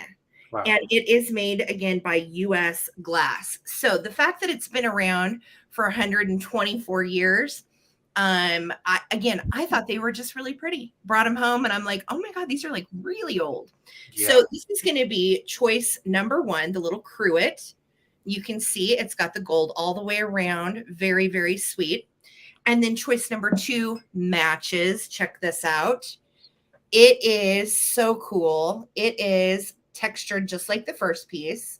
And it's got the same little buds and the same little, almost like a little forget-me-not type of flower that goes all the way around. And I love the little feet on the metal basket. And again, 124 years old. How about that? Sue, it's like a muted cranberry color. Yes. So it is pink, but it's more like a muted cranberry. Yeah, it is like a mauve almost. It is what I would call close to cranberry, but more of a mauve. Hey, clean look. I didn't even know you were in here lurking. Hugs. Don't you lurk. Simone and Mike, we love you guys. All right. So they are beautiful. And again, Karen Williams, my EAPG girl. When I was researching these, I was like, dang, can't wait to talk to Karen. All right. I'm going to go ahead and start a countdown. Thank you guys so much. This will be for a choice of the little basket, which I think could be, honestly, guys, I don't know. I think it could be a soap dish. It could be hold, condiments and such. I really don't know. No bottom signatures at all. This one has almost like a pontal for the bottom. And this one reminds me of Imperial glass on the bottom. But these are made by U.S. Glass in 1899. And we are going to start a countdown. And now I'm wishing I would have grabbed more pieces of these because there was an entire set. Okay, here we go. Well, we can only pick so much. We can only pick so much. 15, 14, 13, 12, 11, 10, 9, 8, 7, 6, 5, 4, 3, 2, 1. Looking for a bid end. Thank you guys so much. I think that they are just stunning. Oh, yeah. Very old. Not bad for their age, right? 124 years later. Right. Just blows my mind. I just love the design. I do too. I think it's beautiful. Thank you, That's Lisa. There's my bid in. Patsy M. Would you like the cruet or the little basket, or you can do both? Karen said many manufacturers became a part of US Glass. Yeah, they've been around forever, forever and ever and ever. All right, so I will wait to hear from Patsy, and then Clean Look, you would be next after Patsy. Okay, so thank you guys so much for appreciating those wonderful estate finds. Thank you, thank you. All right. So, yeah, those were excellent. And I really wish we could have gotten all of those pieces. So, Patsy said cruet. Okay. And then So we've got Clean Look, if you want the little basket, you just let me know, or you can say pass. And if Clean Look passes, then we're going to Jill Swaney at 41. And Jill, hang tight. You never know. You might get what you want. You never know. Thanks. All right. So, same estate sale. It's so funny because Sarah and I, this will show you how our eyes are the same, but a little bit different. So she grabbed those two pieces. These pieces were also on a different shelf right by them, and they had paired them with some of those US Glass pieces. Yeah. So I'm bringing these for 28 for choice. And what I love about it, like this one right here, I'm going to first show, you can see that muted cranberry tone. So this actually paired really nicely with the ones that Sarah just showed, and they had them set up. These are check glass from the 60s, and you can see that is actually a satin cranberry tone. So the texture is on the inside, so you can feel that satin, and then the gold overlay. And you can see it's a very kind of free-form floral on both sides.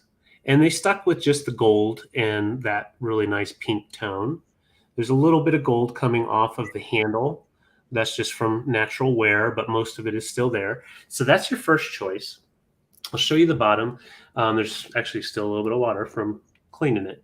Bottom's nice and clean and no markings, but you can see it's just a really nice bottom. Bohemian glass is actually, is really hot right now.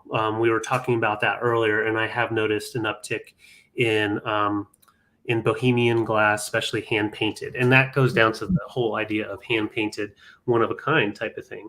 And a lot of these, the gold does wear if you don't take care of it. So they do tend to drop off in quality. So this is your first choice. Second one, I still am just, it's so remarkable. So also Bohemian glass, and it looks like a milk glass. You can see light coming through. So it's like milk glass, but it does have a little bit of translucence. It's not opaline. I did look, compared it to some of our other opaline pieces.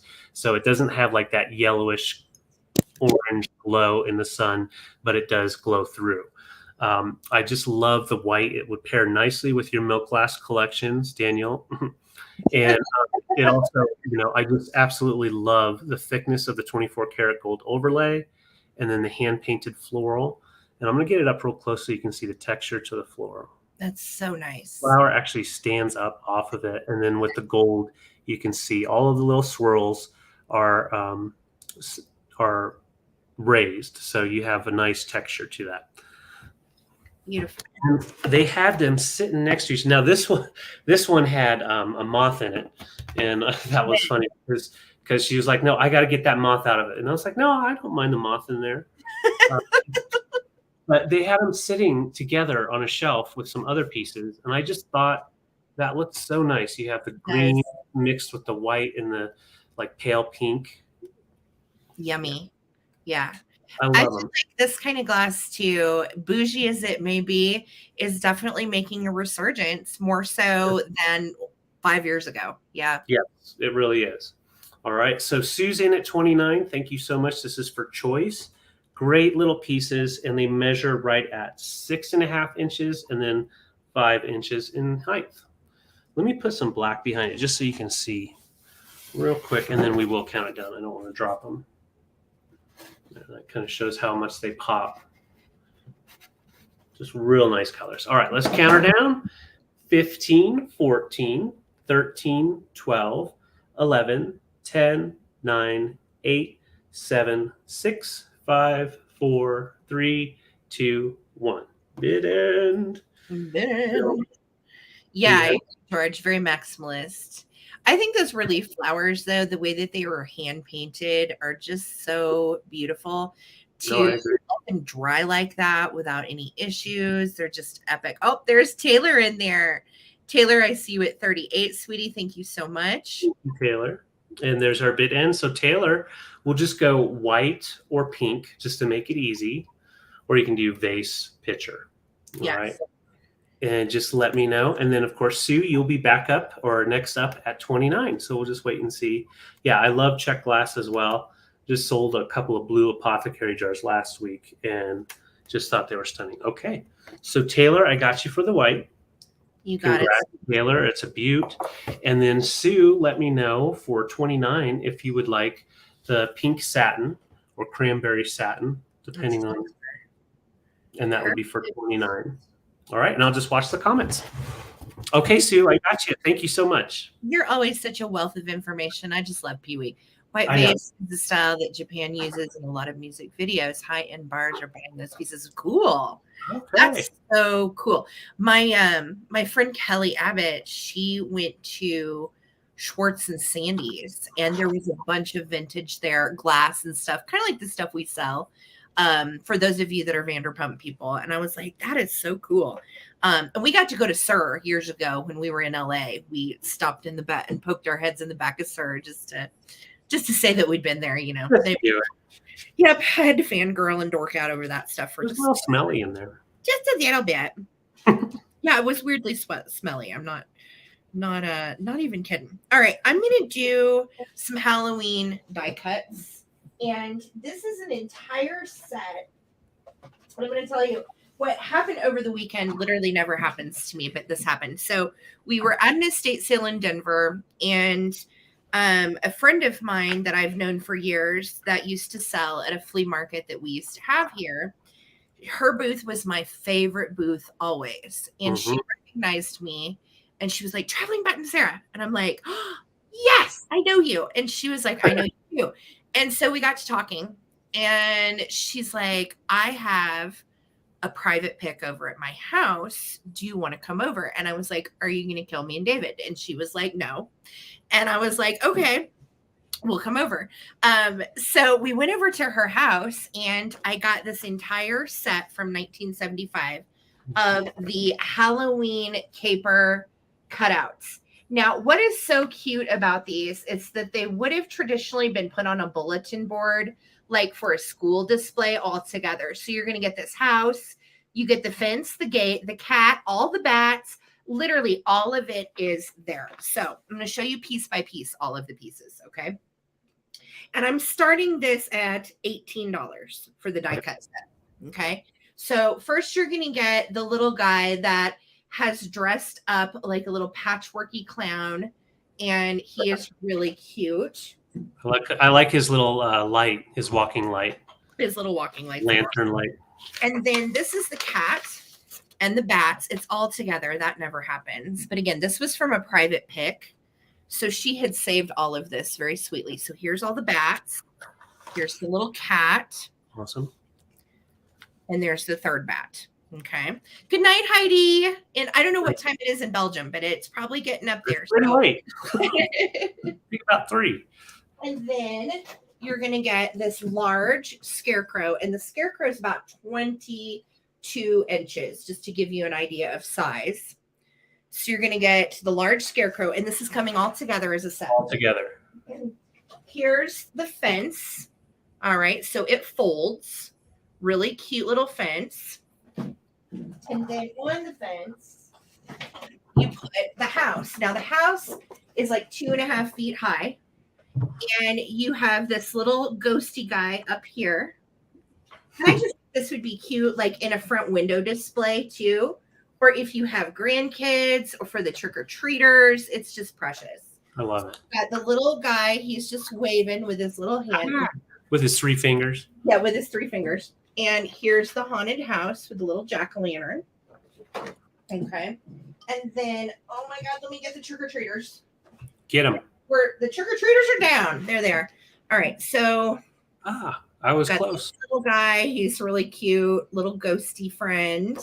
Jamie, I see you. Thank you so much. Totally like Scooby-Doo. Yeah. Yeah. The Then you bat. the witch, and you can tell, look at the little mask that the little girl is wearing. See, it's a mask. She's That's a little cool. witch trick-or-treater. So stinking cute. And then, oh my gosh, there's so many pieces to this, which is why I think it's so neat. And they're all there in the same little kit that it's been in forever. All right, here is part of the house. All right, so that just goes on the side of the house to the porch.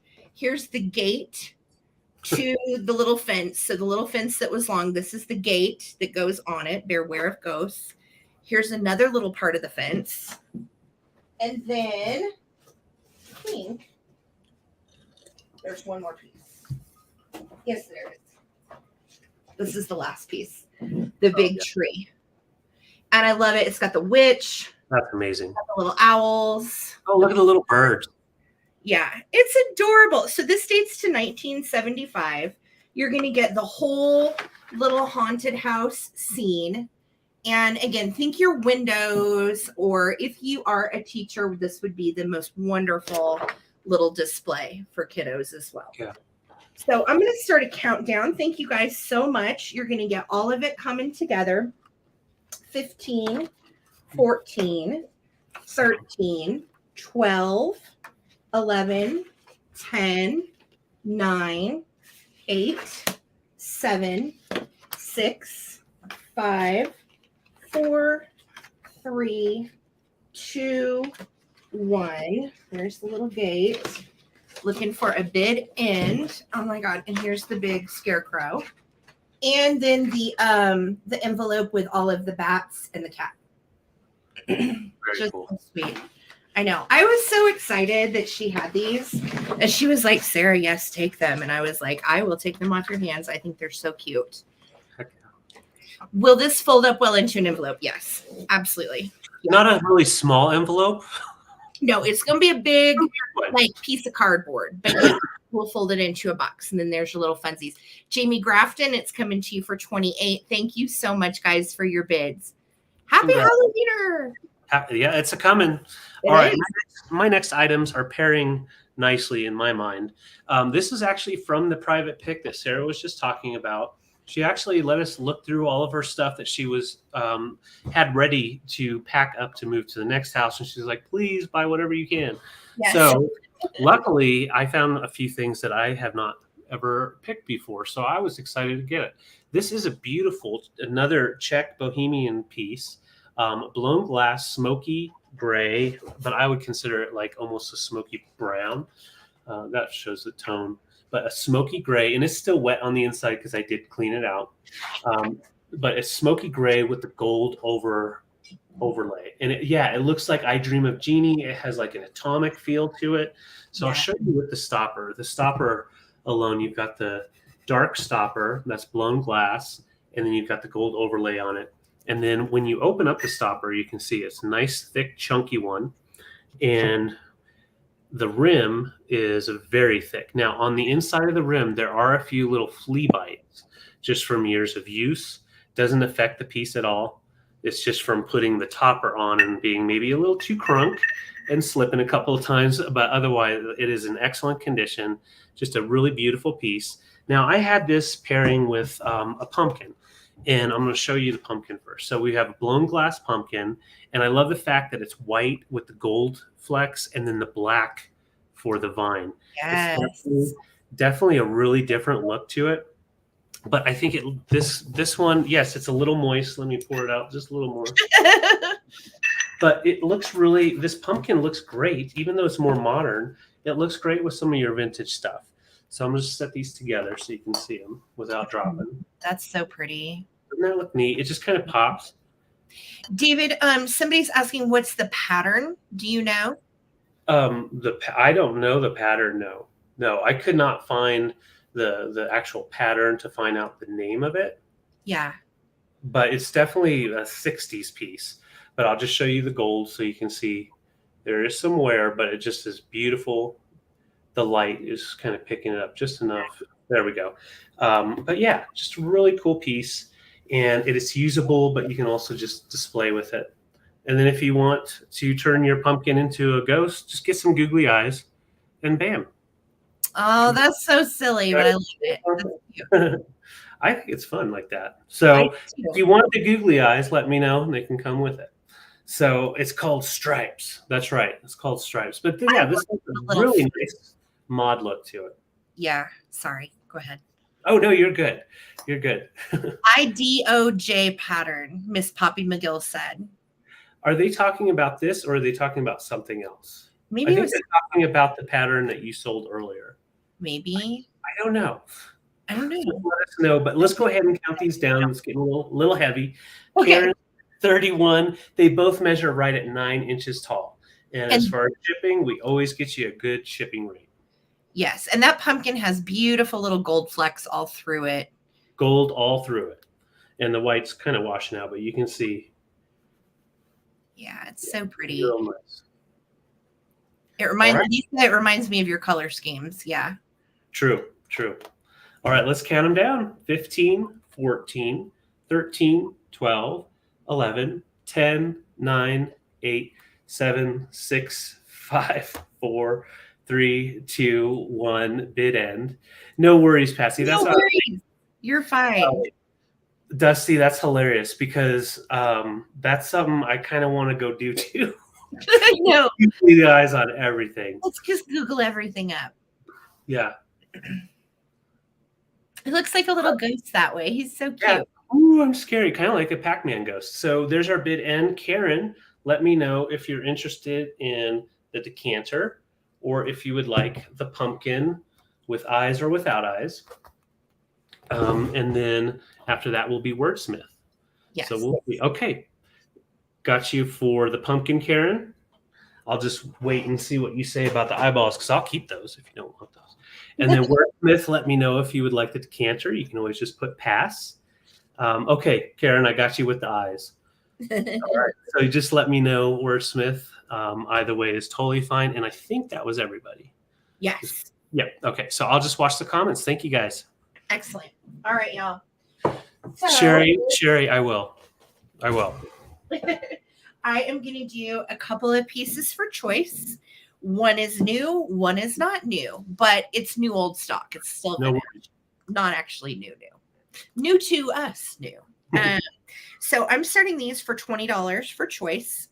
And the first one is a charcuterie board that makes your heart sing. It's actually really cute. It is new old stock, and this is made in Germany. And what that means, Bob Qualitat, is actually good quality is what that means. Okay. So this is a little German cutting board, and it's a cheese board, and it has this ceramic part right here to put the cheese on. There are no scratches, cracks, or issues. And then it's green wood that comes with it. The knife has never been used. It is still in its plastic. Let me see if I can get it out on this one side. But it's actually green wood, just like, there we go. It's green wood, just like the board is. And it is so cute. And I'm thinking, what a great charcuterie board that this is. And I love those colors. And it has a magnet right here. So you put the little knife right there and it stays on the board. So that way it doesn't get separated, after you wash it and everything. So, and that's your little cheese knife. So you would put your cheese here and your crackers and accoutrements here. And it is just the cutest. Great fall colors. Perfect for your mod or 1950s through 70s decor. I just love it. So that's going to be choice number one.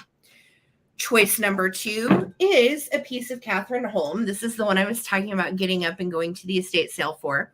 The reason I'm starting it so low is it does have patina and wear to it. Okay. So this, now I will say we are out of Barkeeper's Friend, and I have not used Barkeeper's Friend on this. So some of that speckling may come out with Barkeeper's Friend, but a lot of that is scratching. I just want you to know. Okay. So this is gorgeous to put into your fall display. It is an authentic piece of Catherine Holm. And Catherine Holm is actually not a person, by the way. Catherine was never a person, that was a brand. And this particular company really became popular in the 60s. They closed in 1972, which is why it is very valuable, because you cannot get these anymore. And there are kind of repros of this, but it's not the real deal. Now, the reason why this one in particular is actually kind of exciting to find is the brown and white only came in one colorway on the omelet pan, and this is it. All the other brown pieces of Catherine Holm have a brown background with the white lotus. This has the white background with the brown lotus. So this is kind of an obscure piece in the omelet pan of Catherine Holm. And again, this is Norwegian enamelware from the 1960s. This is the lotus ware iconic pattern in the brown and white. And again, this particular pattern only comes on the omelet pan, and it does have wear. Okay. There's your wear. However, if you're like me and you just want to display this and you really probably won't ever use it, this is such a good deal. And I got it for a great deal. So I'm happy to bring it to you for a great deal. So these are your choices. I thought they were kind of fun together as well for fun.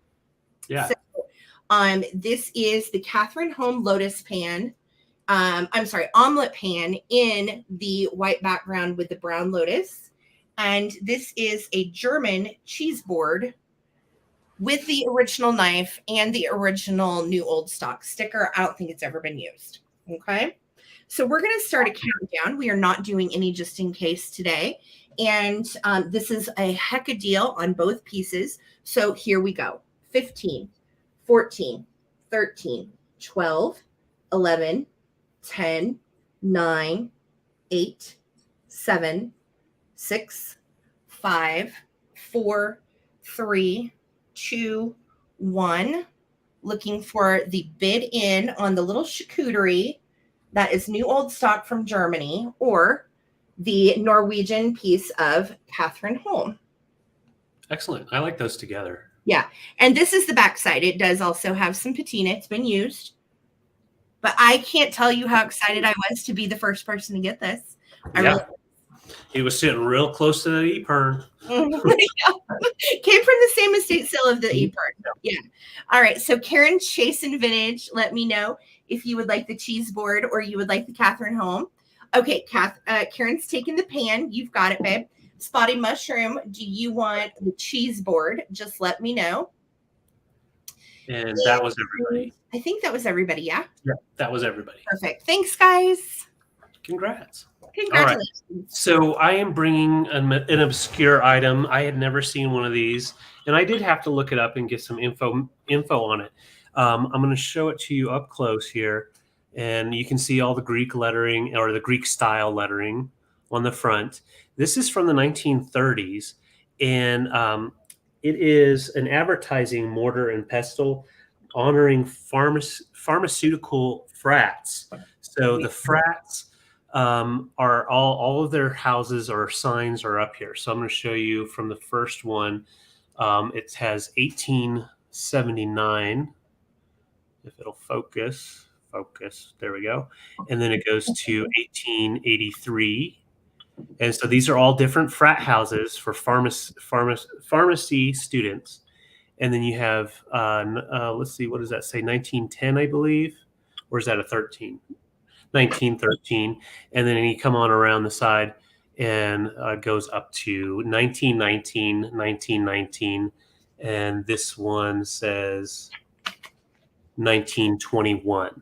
So it goes up to 1921 on it. And on the front, it shows the RX. And this was actually made for, what was it called? I've got it on here. Coricidin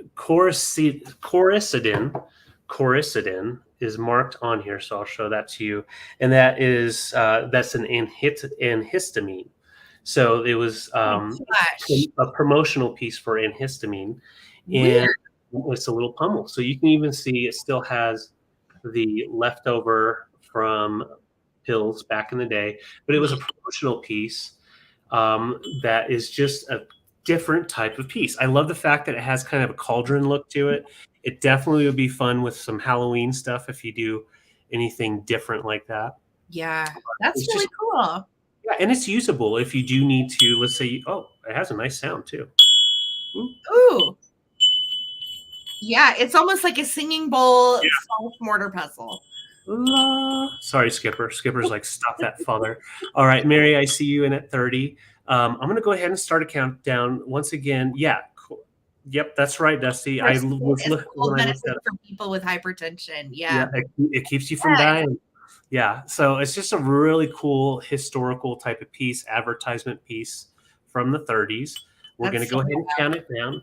It measures right at 3 inches tall without this guy, so it's about 4 inches in total.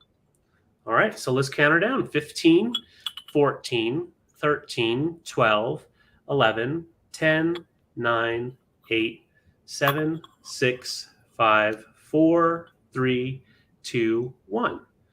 Honoring pharmacy fraternities. You get your thetas and your epsilons mixed up. Right? Wordsmith, I love it. Yes. Jamie, I see you're 33. Thank you so much. This is definitely an interesting piece to put on the shelf. So there's our bid. And Jamie, this is yours for 33. Congrats. Congratulations. That is awesome. Yeah. All right. So most of you guys have seen, I talked about this in our Facebook group. I've talked about this on Instagram. I posted about it here in my community tab. And this has been a really interesting researching process for me. Now, before we talk about anything, this is an Hermes French 1965 scarf. Okay. What has happened to it is the person that owned it prior to me cut it in half. Okay. And my only thing I can figure is that they decided some part of it must have gotten damaged. Maybe they spilled wine or something on it. I don't know. But they cut it through the middle. Okay. So the middle medallion is a design and it is cut. Now, I went through the rabbit hole trying to figure out if this is real or not. Here's my summation. Okay. Because I used to be a designer purse person back in the day. So I kind of know what's what as far as what I'm looking at. What I decided is that, yes, it is a real Hermes. It is from 1965. This is the actual, what they call Leclerc, Lescles design. It is real silk. It does have the actual real rolled edges, which is a telltale sign of Hermes versus the knockoffs were made in acetate. And the knockoffs also have like a baby lock hem that goes all the way around the side. This does not. It is the rolled silk. Okay. That being said, there's no tag on it. However, Hermes scarves during this era didn't always have tags, I came to find out. So it's silk. It's the real deal. The actual little Hermes portion of it is what sucked me in. Of course, when I found it, I was like, well, this has to be something or it's a really good knockoff, right? Right. So Right. for $5, I brought it home, researched it, and what I found out is it is real, but somebody cut it in half for God's sake. So it has a hemmed edge on one edge that has been so sweetly hand sewn. Now, what I found out about Hermes French scarves is that they have only hand sewn silk edges on the real ones. So I'm going to get you up close and show you the edge. And this is how I determined that it was real. Was this hand sewn? And then if you look on this side, it'll always be rolled to the front if it's a real one towards the design. Okay. And it is. Wow. That being said, you're like, Sarah, what the hell are you starting this at? Sorry, I didn't mean to get so long-winded, but literally, like, this is one of those things, if you know, Hermes is a big deal. I'm going to start this at $35. Okay. If this was whole, this scarf would go for about 400, and it would definitely probably go to eBay. And it is beautiful. I'm asking because it can still be worn as a headscarf with the actual little Hermes Paris logo. That's why I'm starting it so low. It's been cut in half. I'll never find another one of these in the wild again, for the love of Pete, you know? So I was like, let's just go ahead and sell it as is. It is cut in half. And I wanted to make sure that you knew. But there's your rolled edge. And there is your sewn bits. Yeah, it's bougie, guys. It's super dang bougie. If you're not familiar, the brand Hermes is a luxury high-end brand. They're the ones that make the Birkin bags that go for about $7,000. If you're a designer purse follower, you know who this is. Yes, Wordsmith says they've been to the Hermes boutique in New York City. Amazing horse and tack tags. It's a luxury brand. It's very fancy. It's very expensive, very spendy. So if you're bougie on a budget, this is your chance. It would absolutely be lovely. I will show you. You can wear it as a scarf for sure. You can also wear it like I wear my headscarves. You could wear it as a headscarf too. So Sarah Lee, you absolutely should. They're worth about $400 to $500. The ones from the 60s. They really are. I told David, I was like, I don't know what to start this at. And I feel like I don't want to start it. You know what I mean? I didn't want to start it too high because that just seems, because it's only half here. And they cut this gorgeous medallion in half, but I'm guessing whoever owned it probably was like, I'm going to salvage what I can. Right. And then just hem it. That's the only reason you would cut this in half, you know? Yeah. So here it is in its glory. All right. I'm going to start a countdown. I see my girl Amy's in at 38. This is bougie on a budget. Okay. It is a real Hermes silk scarf, and it is real silk. Like I said, the knockoffs are acetate and they have a really crappy looking edge. You can definitely tell the difference. So we're going to start a countdown. Here we go. Bougie on a budget. Here's your Hermes. Hermes. Yes. 15, 14, 13, 12, 11, 10, 9, 8, 7, 6, 5, 4, 3, 2, 1. Looking for a bid end. Sarah's good at hunting down the scarves. Yeah, I mean, a lot of bad ones. Yes. Sarah Lee, if it is a real one, yeah, it's worth a lot of money. Hermes is high end, luxe, fancy pants stuff. All right, bid in. Amy, it's coming to you for 38. Sweet. Congratulations. It's so pretty. And enjoy wearing it. I hope you wear it in your hair. It's beautiful. Well, I have a beautiful little jewelry box, and I say little, it's actually big. It's 10 and a half by 6 by 4. And I'm going to show you what really drew us into this. It is a really nice hand-carved piece, fully enameled with the decoupage seen here. Ooh, you can see some patina on it, but you have like the mountains and then a nice lake in there. It is fully put together, no issues at all, just some patina. You can see all the way through. It's just really nice. You've got the handle, kind of Art Deco look to the handles, and then the top just has kind of a nice fluid look. Oh, we're upside down. There we go. Hold on, Peaches. Now Peaches. Like some old, that strikes me as antique. Yeah, in fact, when I was photography style. Yeah, when I was looking them up, between the 30s and 40s were when these were really popular, and they were made with the decoupage picture, different images, and it does still have its original mirror inside with the rose floral, and then this is all gold or gilding all the way around it. So it is a very nice high dollar one. They had the inside of it, and it's cedar wood, so it has a nice smell. But they had like some cloth pinned in, so I took it out. You can see the little holes right here. So the actual inside of the box really doesn't have much wear to it. You know, you can see just a few little spots, but it is in excellent condition. And then the way that the box is put together, I love how they do the wood here. They put them together kind of like the old log cabins would go together. Dovetail. Yeah. Yeah, yeah, really pretty. And I love the tones of the wood. And you've got the carving on the front and then on the top. And then just the sides are just kind of plain. But that walnut wood is just beautiful, or cedar wood. And the That's latch is cool. great condition. And I don't know what you would want to do with it. It's listed as like a jewelry box.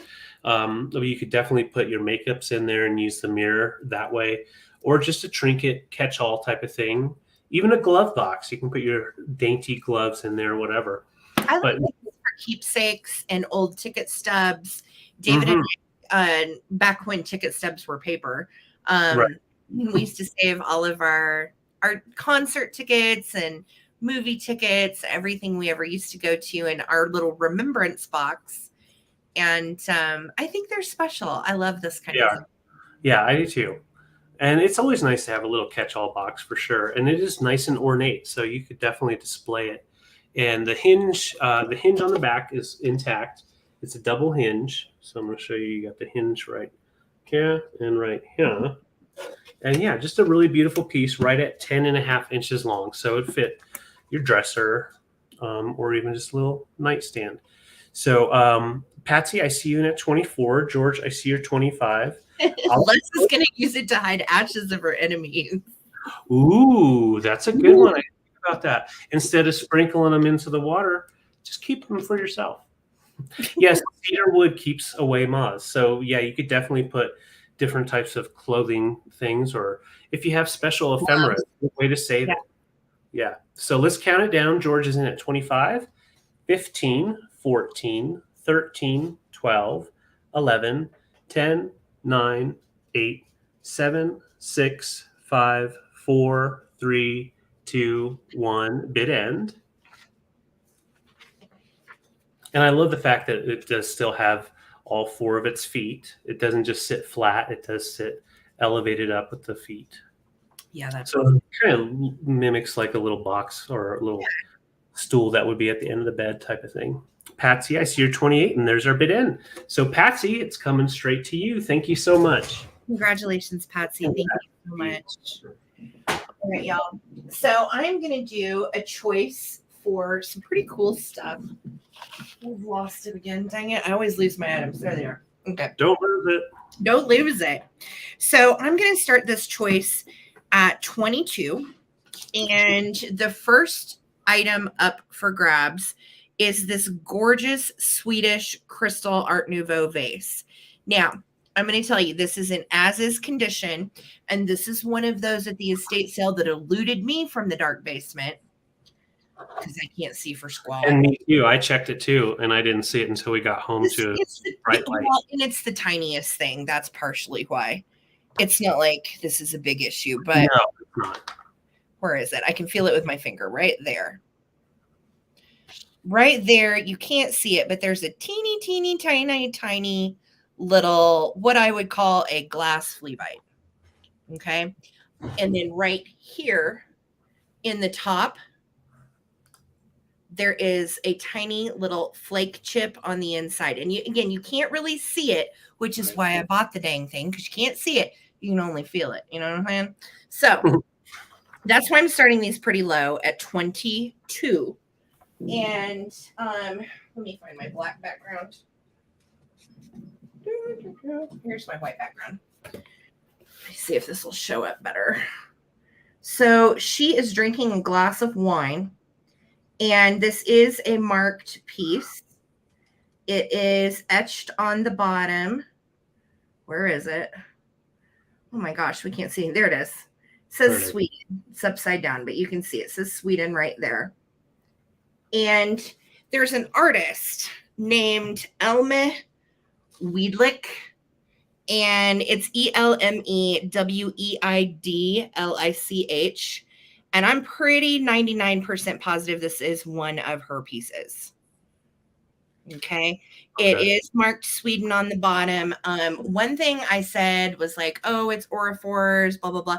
I don't know brand wise, but I do believe that I do know the artist of the etching and the Art Nouveau, because she did all of these different designs on very thick crystal.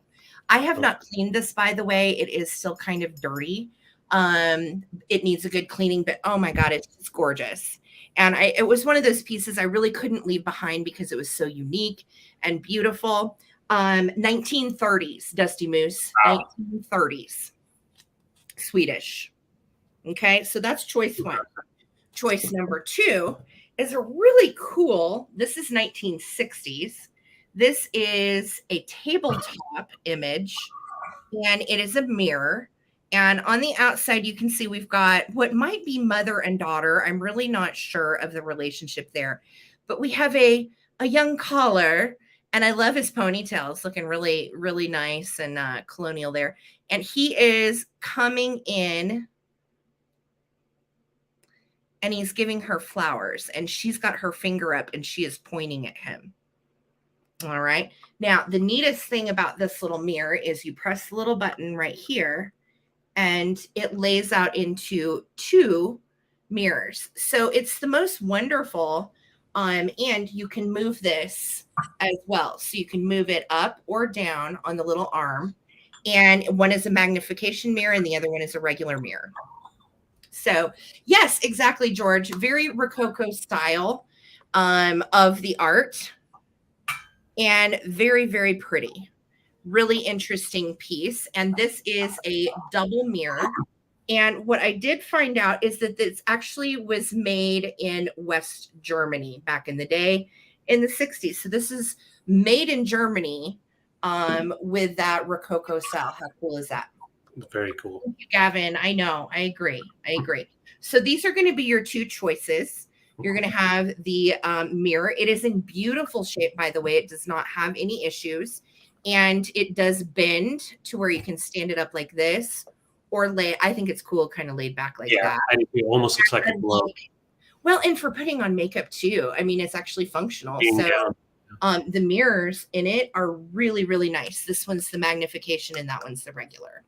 So they're actually quite nice mirrors and in great shape and good prices for both of these pieces. These usually go for around 70 to 80. And these pieces go for over 100, but it does have a couple little issues. So we are at 22 right now. Thank you guys so much for hanging out with David and I on your Labor Day weekend. We appreciate you being here. Let's start a countdown. 15, 14, 13, 12, 11, 10, 9, 8, 7, 6, 5, 4, 3, 2, 1. And I'm looking for a bid end. Thank you so much for the bids. Robin, I see you in. Mary, I see you in. Those are awesome together. Oh, they're wonderful. Love her. Just so beautiful. Robin's at 31. Thank you guys so much. And that's what I'm saying. I've really, I before would never pick up a Rococo piece just because I thought, well, people aren't into that. No, what I realized is a lot of people actually love these high-end makeup mirrors, love this style. So that's what I'm talking about by branching out. We really are happy to be able to bring you a variety of things. Thank you so much. There's my bid end. Mary Causey, your 31 came in after the bid end. So the first person at 31 was Robin. Robin, do you want the mirror or do you want the Art Nouveau Swedish vase? And then Patsy, you are going to have second choice. Unless this ponytail is called a Q. Interesting, Zoe. I just learned a new thing. I didn't know that. And Robin said, take both. You've got it, Robin. Thank you so much. Gorgeous pieces. And good choice to get both. Yeah. Thank you. All right. So like what Sarah was saying, I have got something a little bit different and I love it. I absolutely love it. It's from the 50s into the 60s. I'd say mid 50s. And it is a beautiful barware piece. It is to pump your liqueur out into your little shot glasses. You can also use it in other ways. If you are having a hot dog party, fill it full of ketchup, And, you could just put your wieners on here, spin it around, and you can pump some ketchup onto your wiener. But it really is kind of like a lazy Susan for your bar. I'm starting it at 28, and I'm going to show you why I'm starting it so cheap. I'm just going to show you on this side, you can see patina. That won't come out. So that's still in there. It's just on the one side, just from use, and then a little bit right up here. That happened because the liqueur would come out and break some stuff down. All right. Oh, mustard. You can put mustard, but I like the red top. So yeah, what you do is you put your shot glasses on here, and you just spin over. You go bump, burp, and then. Ooh. This is a fun party game. Just saying. It is very clean and no dings. Anytime I've found these, I've had to turn them away and not get them because they're dinged up. You've got the maker right here. It's made by Park Sherman. Nice. It's called a liquor pump carousel. So from the 50s, and it's just a bougie way of getting drunk. Yes, it is. You put your bougie whiskey or whatever in there, and you get to go and giddy up. Yep. All right. So fun. That's for Timmy. This is for Tommy. Guys, go ahead. It's just fun. Yeah, we got one for Wordsmith, and we got one for Peggy. Yes. And I'm going to show you the bottom. We do have the marking on the bottom, and it says Park Sherman, and then no kidding, Springfield, Illinois. I didn't know where it was made. Springfield, Illinois. So marked on there, and to fill it up, all you do is you take off the top, and you can see it is nice and clean, totally usable, and the washer is still there, not cracked, so it will seal. Those washers usually are torn up. There's the tray that comes out, great condition. That's usually all dinged up. And then the glass is excellent. I cleaned it out, definitely usable. And yeah, that's all I had to say about that. But I will say it measures right at about 12 inches, I think. Usually drinking at its finest. That's right, Stephanie. Yeah. You get busy with that thing. Yeah, about 12 inches. 12 inches. So let's go ahead and count down. Pee-wee's in at 28. Pee-wee wants to do some drinking. So let's go ahead and pass out a drink. There you go, Pee-wee. Let's go ahead and count down, not coming with the shot glasses.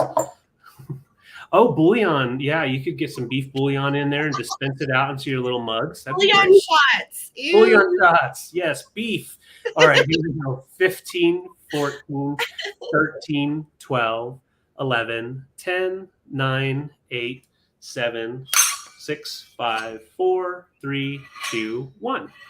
Bid end. Once again, Park Sherman. And Park Sherman made quite a bit of kitchenware and barware with the chromes and different things. Yeah, it's very mid. I had heard of the brand, but I had never seen this piece. So pretty rad. Yeah, I love it. Adam said, I just found out Turner Classic Movies has an Instagram account and figured people in here might enjoy that when they post a lot of fun, melodramatic, and campy clips. Yes, okay. Adam, they do. I love it. I absolutely love it. Pee-wee, your 35 sweetheart came in after the bid end. Sorry, Pee-wee. So it is right. Les. So Les, congrats. Sorry, Pee-wee. I'll be watching for another one, I promise. Les, if we ever get up your way, you bust that thing out. We're doing Damn right. I'm going to be bringing my own shot glass. Yeah. Throw some bird cur in there. All right. Oh, shucks. Okay.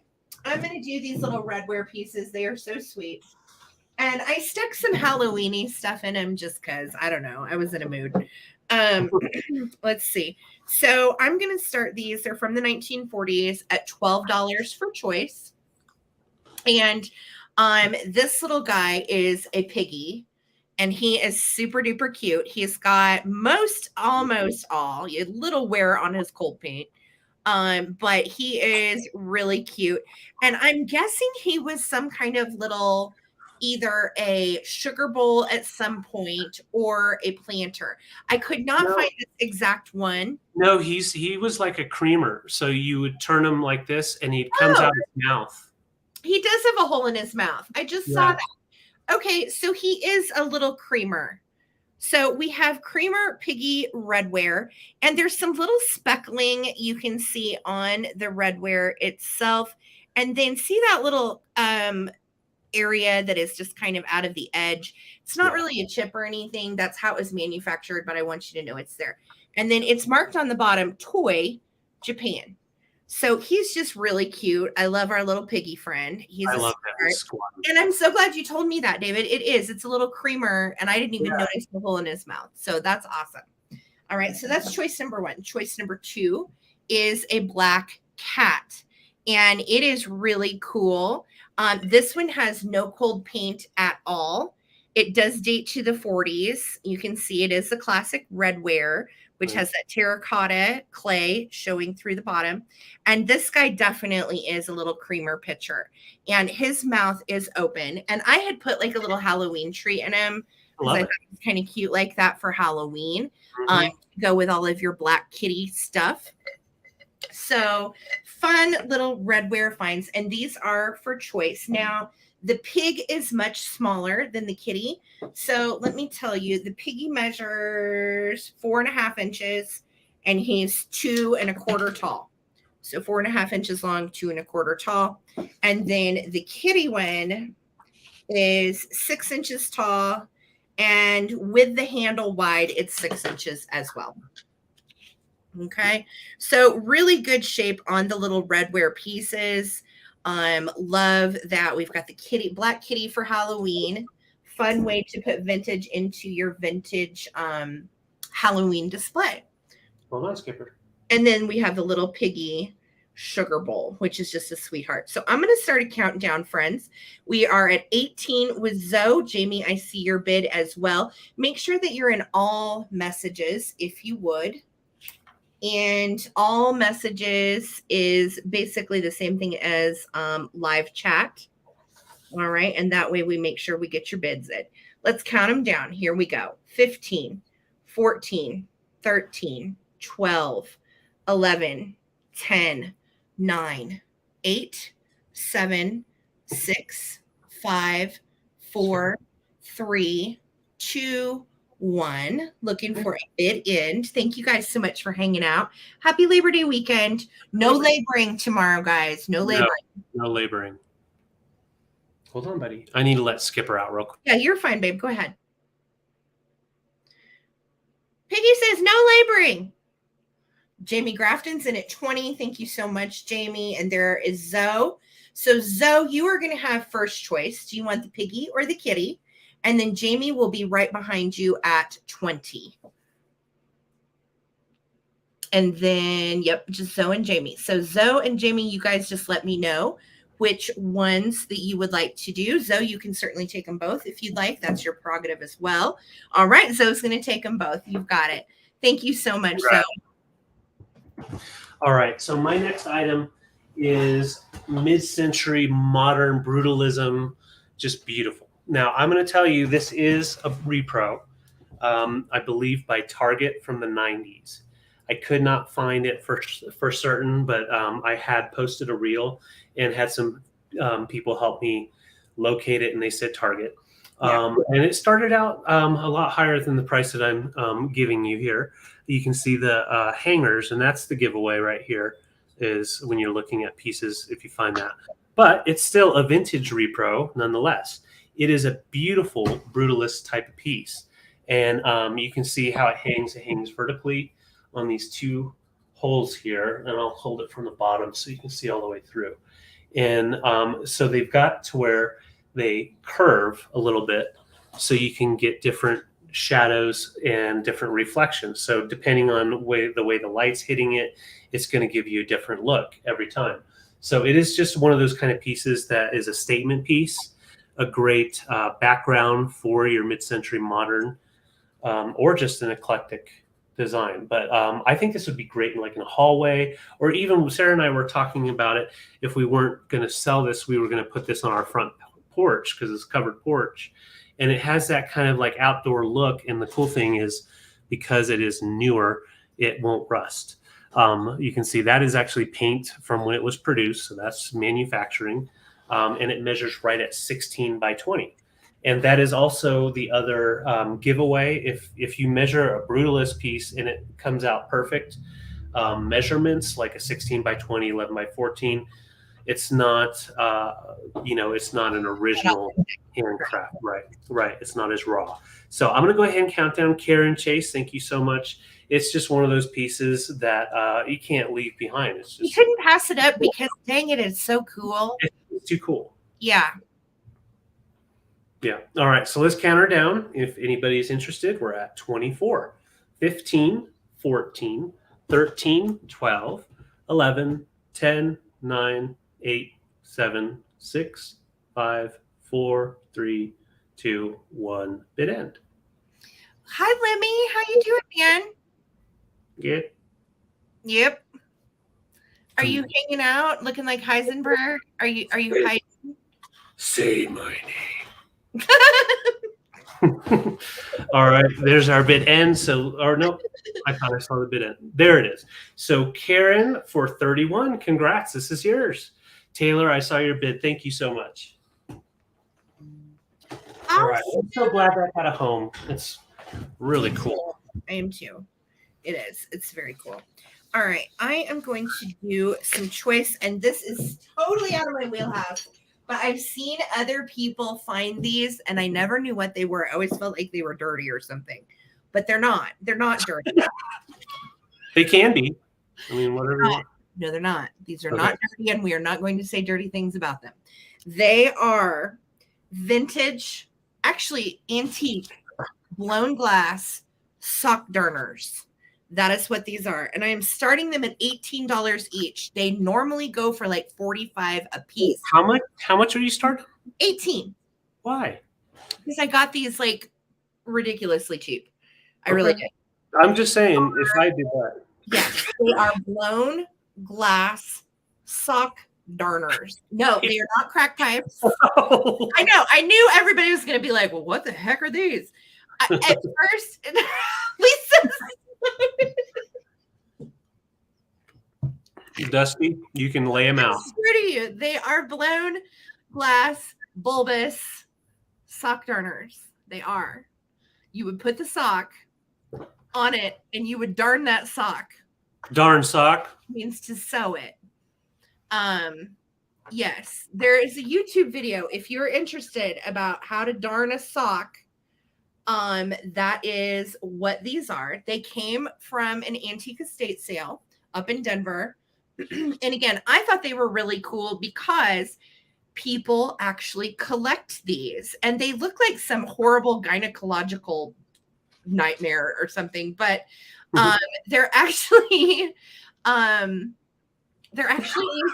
sock darners, blown glass. So if you're a collector and you like this kind of thing, again, I was trying to think out of out of the box. Who told me that? I swear to you, it is. Google it. Google it. I promise. No, I did not make this. No, and you must not have been here earlier. Temu. If you're looking for a headscarf, Temu. I'm gonna made by fine quality Chinese products. Okay, so back to my sock darners. I feel like, do you remember Shamu from the cartoons? Like the old times. Mm-hmm. I feel like these are very Shamu-y. Very. They're very Shamu-y. Yeah, you have to put your own hole in it. Comes without the holes. Yeah, those don't fly here in Colorado.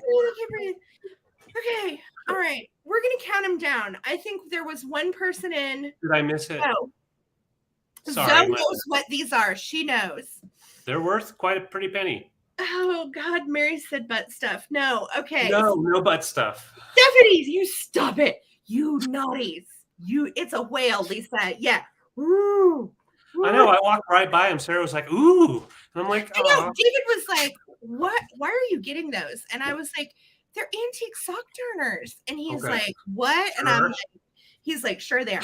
So we've already had this conversation at our house. Now we're having it here in the chat. Hi, Beth.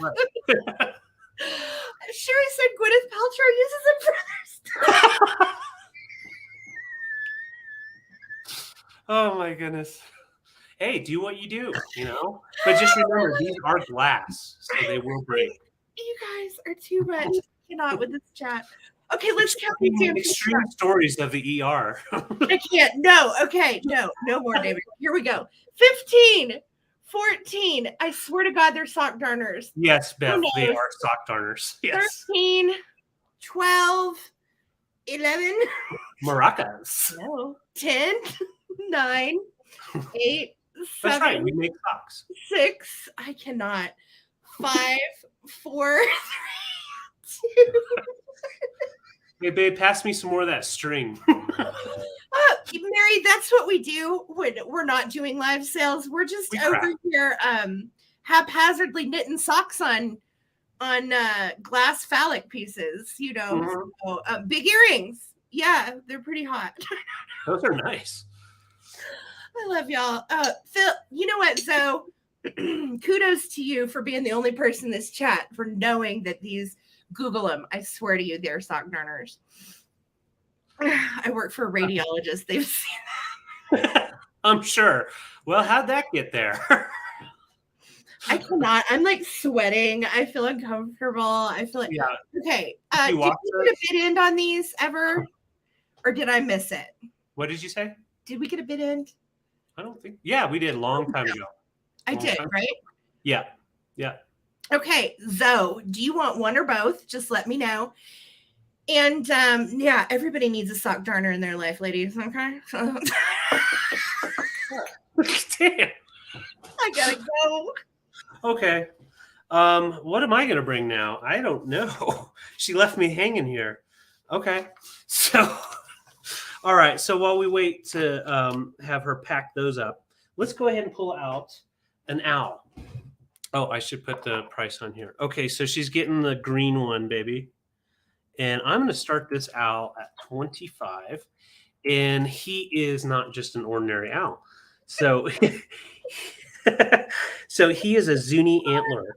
So he's an antler carved into an owl. And then you have the inlay eyes that are actually turquoise. This is made by an antler, and it's called Zuni. The Zuni tribe made these.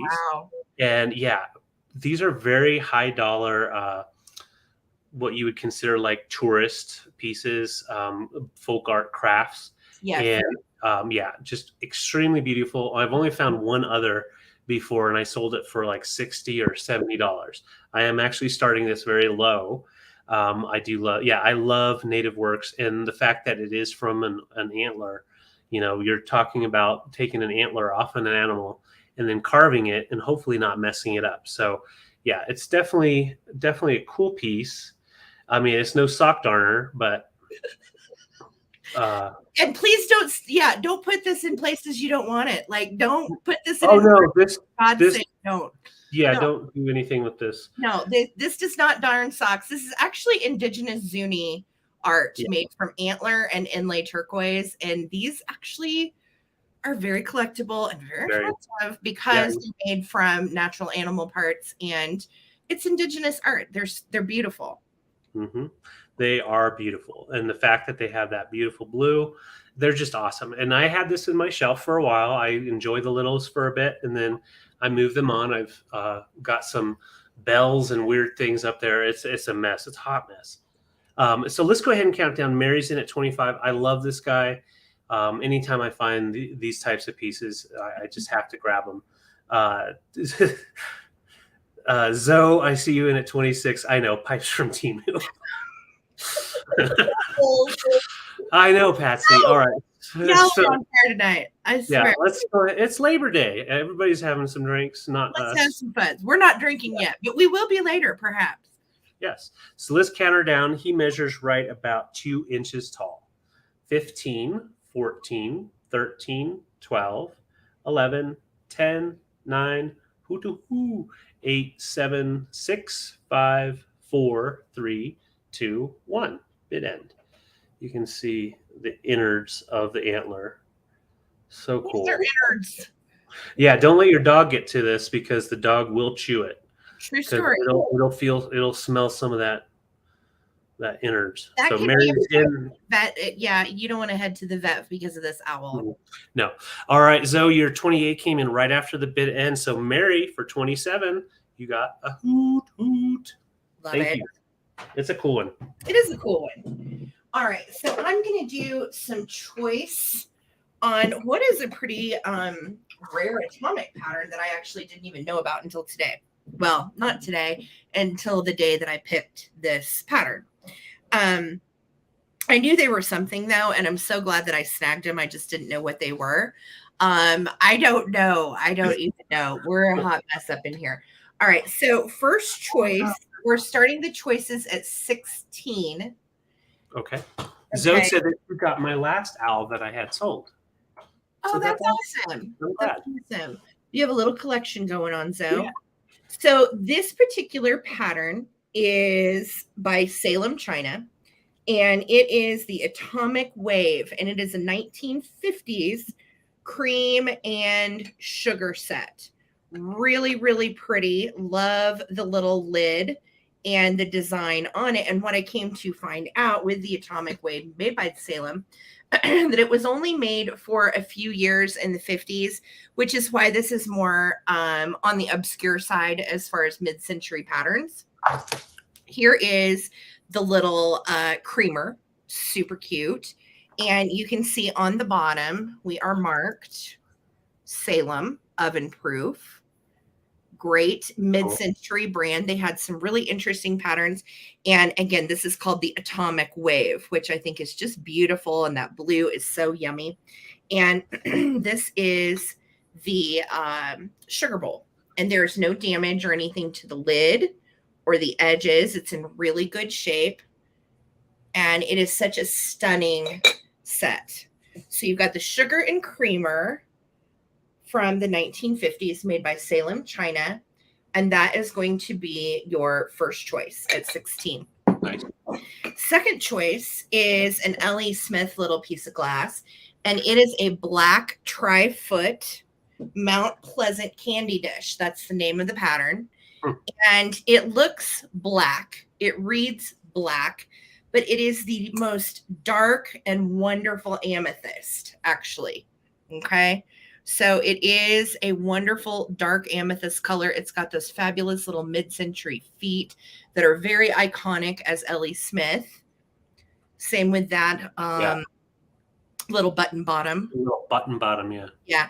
And I was thinking too, with Halloween coming up, this would be perfect to put candy corns in. Anything in your Halloween display. I love black glass for a high-end fall look. Really, really beautiful. I had a little plant in it. You know, you certainly could do that too. But it just looks so nice. So this is for choice between the little L.E. Smith black-footed bowl, and look how cute they look together too. I felt like this is actually a really complimentary set with black, which is amethyst, but we're calling it black. The black glass and the black design on the Salem scroll. Yeah. Isn't that pretty? That really does help. So that is going to be for your choice. Cool. All right. Trina is in at 16. Thank you so much, Trina. I'm going to start a countdown, guys. Mary's in at 17. If anybody else wants to get in on these pieces, just let me know. And again, this is the L.E. Smith Mount Pleasant tri-foot little candy dish. And this is the Salem, China Atomic Wave. All right. So let's count it down. 15, 14, 13, 12, 11, 10, 9, 8, 7, 6, 5, 4, 3, 2, 1. Looking for a bid in. Thank you guys so much for hanging out. Hope your Labor Day weekend is going great. And I do hope that all of you guys get tomorrow off.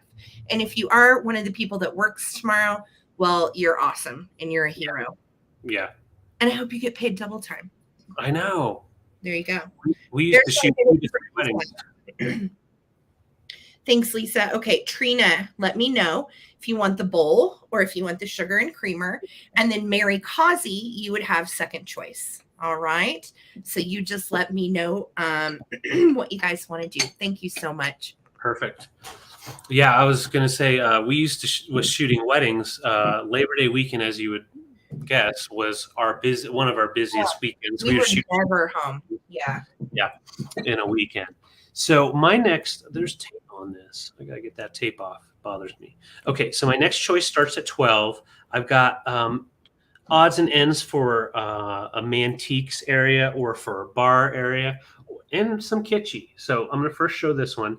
We have a treasure craft, made in USA, like Aztec design ashtray.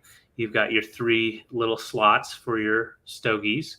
But it's also great for a little trinket dish to put if you have little things like this, a little bit smaller. You can have them laying in there, little stones, whatever. I love Treasure Craft. They have some really interesting designs. Yes. So this is the first choice. This guy measures right at 4.25 inch diameter. Very unique look to it. The second choice, it's a set of 4, and it's a set of 4 coasters. So they're metal coasters, a nice tin. And the top one is unique on its own. So I'm going to show you the top one first. It's Scotch and soda. He's wearing his kilt, and he's got his bagpipes, and he's got his mixed drink sitting inside him.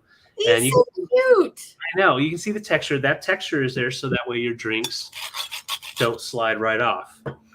So we've got the little doggy over here and a little drink fella. He's coming. These are all coming together. The other 3 are the Scotty dogs. So you have the Scotty dogs, kind of looks like a Parcheesi board or checkers. So you've got the blue, red, and yellow dog, Scotty dogs, on those 3, and then red on the back. So they're all in good condition, not all scratched up. But my favorite that comes with the set is this guy. He's definitely a displayer. Sit him up on your bar, and then you can have these sitting there ready for use. Those are so cool. And I love that Scotch has a little Scottish Terrier. Yes. He's got his Scotty trailing behind him while he's playing his bagpipes. So those are our choices, the set of 4 or the Treasure Craft Aztec design ashtray, and that's a ceramic. No chips or anything, which is kind of rare for Treasure Craft. They're very kind of like an airy type of ceramic, so they tend to chip pretty easy. But I just love the colors as well. So Beth is in at 13. Thank you so much. We are counting. And these are 3-inch diameter, just so you know. 15, 14, 13. Scott's got you through. 12, 11, 10, 9, 8, 7, 6, 5, 4, 3, 2, 1. Good. And would you like a ciggy or would you like a Scotch and soda? Don't you know? Don't you know? Oh my gosh. Just love it. Beth. All right, Beth, let me know if you want coasters or ashtray. Both. All right, well, let's stack them up. They actually are really cool together. Thank you so much. Yes, they are.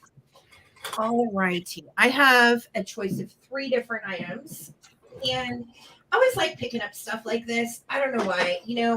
We were talking about earlier kind of what we're drawn to and stuff like that. And those of you that have followed me for any amount of time know that I love florals and embroideries and all that kind of stuff. So this is going to be for choice. And I'm going to start the choice out at $12. Okay. All right. And this is a little tablecloth / runner. It's super cute. And it has, that's just a little piece of fuzz. It has this darling basket on it that is all hand embroidered with the little purple, pink, and red flowers, and then some little vining that's hanging down. And then you've got like kind of just the natural fringe edge to this piece. And I thought that the green was very, very pretty and could go right on into fall. I love to incorporate green into my fall stuff. All right. Yeah. So this piece is a square. You could use it technically like a runner or a tablecloth, and it measures 34 by 34. Okay. So it has this little design on the edge. So that's going to be choice number 1, is this beautiful little green tablecloth / runner. Second choice is matching, and it really looks so good together. This is a Ransburg 1950s hand painted recipe box. It's in nice shape, and it still has all of the flowers, and there is a canister set and other pieces that actually match this spring pattern hand painted by Ransburg. It is in lovely shape, and the best thing about it is it can hang on the wall. So really cute for your vintage kitchen to keep little notes or what have you. And then the best part is if you have a recipe card, it will actually sit right here in the little slot. So once you take the recipe, once you take the recipe out, then you can stand your recipe up right here or right here. Isn't that cute? Yeah. Yeah, I love it. So that's going to be choice number 2, the little Ransburg recipe box. And it just all goes so sweetly together. I love the florals. Yeah. Third choice is also going to come together. And third choice is some little embroideries. So this one is just absolutely precious. You've got the little lady in her big old hoop skirt, and she's tending to her garden. And look, he's helping her with a potted plant. How cute is that? He's dressed up. He's got his ascot on and everything. Yes. These are really old. I can tell by the way that the back is finished on them. Mm-hmm. Yes. They are quite old. I would say these are probably 30s or 40s, and they are embroidery on linen, by the way. Okay. So that is an embroidery floss on linen. That's the first one. Here is the second one. She's actually at the flower shop picking out her little flowers. These measure 6 inches by 6 inches, and they're going to come together as a little set. Wow. So that is your third choice. Okay. Aren't they great? Yeah. I know. I love these. So choice 3, choice 2, or choice number 1, this precious little embroidered piece. And they all really go together really well. They do. You really paired it nice. Thanks. I love to do that too, because I like to just see what stuff goes together out of what we have. So let's start a countdown. Thank you guys so much for your bids. Here we go. 15, 14, 13, 12, 11, 10, 9, 8, 7, 6, 5, 4, 3, 2, 1. Looking for a bid end. This is Ransburg 1950s. Hand embroidered little tablecloth, no issues. Or the sweet little pictures. And it all looks so cute together. I love it. Yeah. Thank you. And there is our bid end. Oh, thanks, Rosie Clover. I have fun playing vintage. I do. All right. So Karen Chase, let me know if you want the tablecloth, the recipe, or the pics. I'm pretty sure I know. And she's going to take all 3 because they look so cute together. Thank you. Or does she mean the third one? Oh, 3, please. I think. Let's clarify. Yes. We'll make sure just so we know, Karen. And then Trindlin, if Karen is not taking all 3, then you would have second choice at 25. And I think that was everybody. Yeah. Yep. All right. So Karen and Trindlin, I'll wait to hear from you. And Karen, we want to make sure that you want all 3, the pictures. Okay. You got it, babe. No worries. And then Trindlin, if you wanted the recipe box or the little tablecloth, just let me know. Perfect. No worries, Trindlin. Thank you, guys. All right. So I have another choice. We have some glass. Let's start with the cruet. So we've got an oil cruet with its topper. So that's the reason I had to grab this one. I just love the fact that it had its topper. I do not know the maker, but I'm going to show you. We do have the panel optics, and the amber, honey amber, goes all the way through all the pieces. Now the topper is a molded piece. You can see the mold lines in there. However, this piece is not. So, but the colors are the exact. I mean, it definitely is to it. So I'm guessing that this portion was all blown glass, and then the toppers were done as like a molded glass. So that's your first piece. It measures right at 6.5 inches tall. beautiful little cruet. You could definitely use it for your oil when you're having pasta nights or Oh, whatnot. But I love that optic. Yeah, we're gonna have to have pasta tomorrow, babe. I said pasta, now we have to have tomorrow. pasta. That's fine. Do you want like Alfredo or do you Uh, want spaghetti? we need to have some meat sauce. Meat sauce. You want Um, so my second choice is a cobalt blue piece. I think it's a little bit older. I do not know the maker on either of these pieces, I will say. There's no markings, and I could not find them anywhere in a book or online. But this one right here kind of reminds me of some of the Williamsburg glass or something like that. I can't remember what it's called, but it's something Williamsburg. But it is a beautiful kind of colonial shape to it. But the cobalt blue is just dynamite. So these two are your first two choices. I have one more, and I'll just show them together. I like amber and blue together. They have a nice look to it. The third choice is a paperweight, and I have had this for a little bit. I just absolutely love the atomic look to it. You've got the bulletproof teeth, and you have the one that's popping through, and you can see the donut shaped.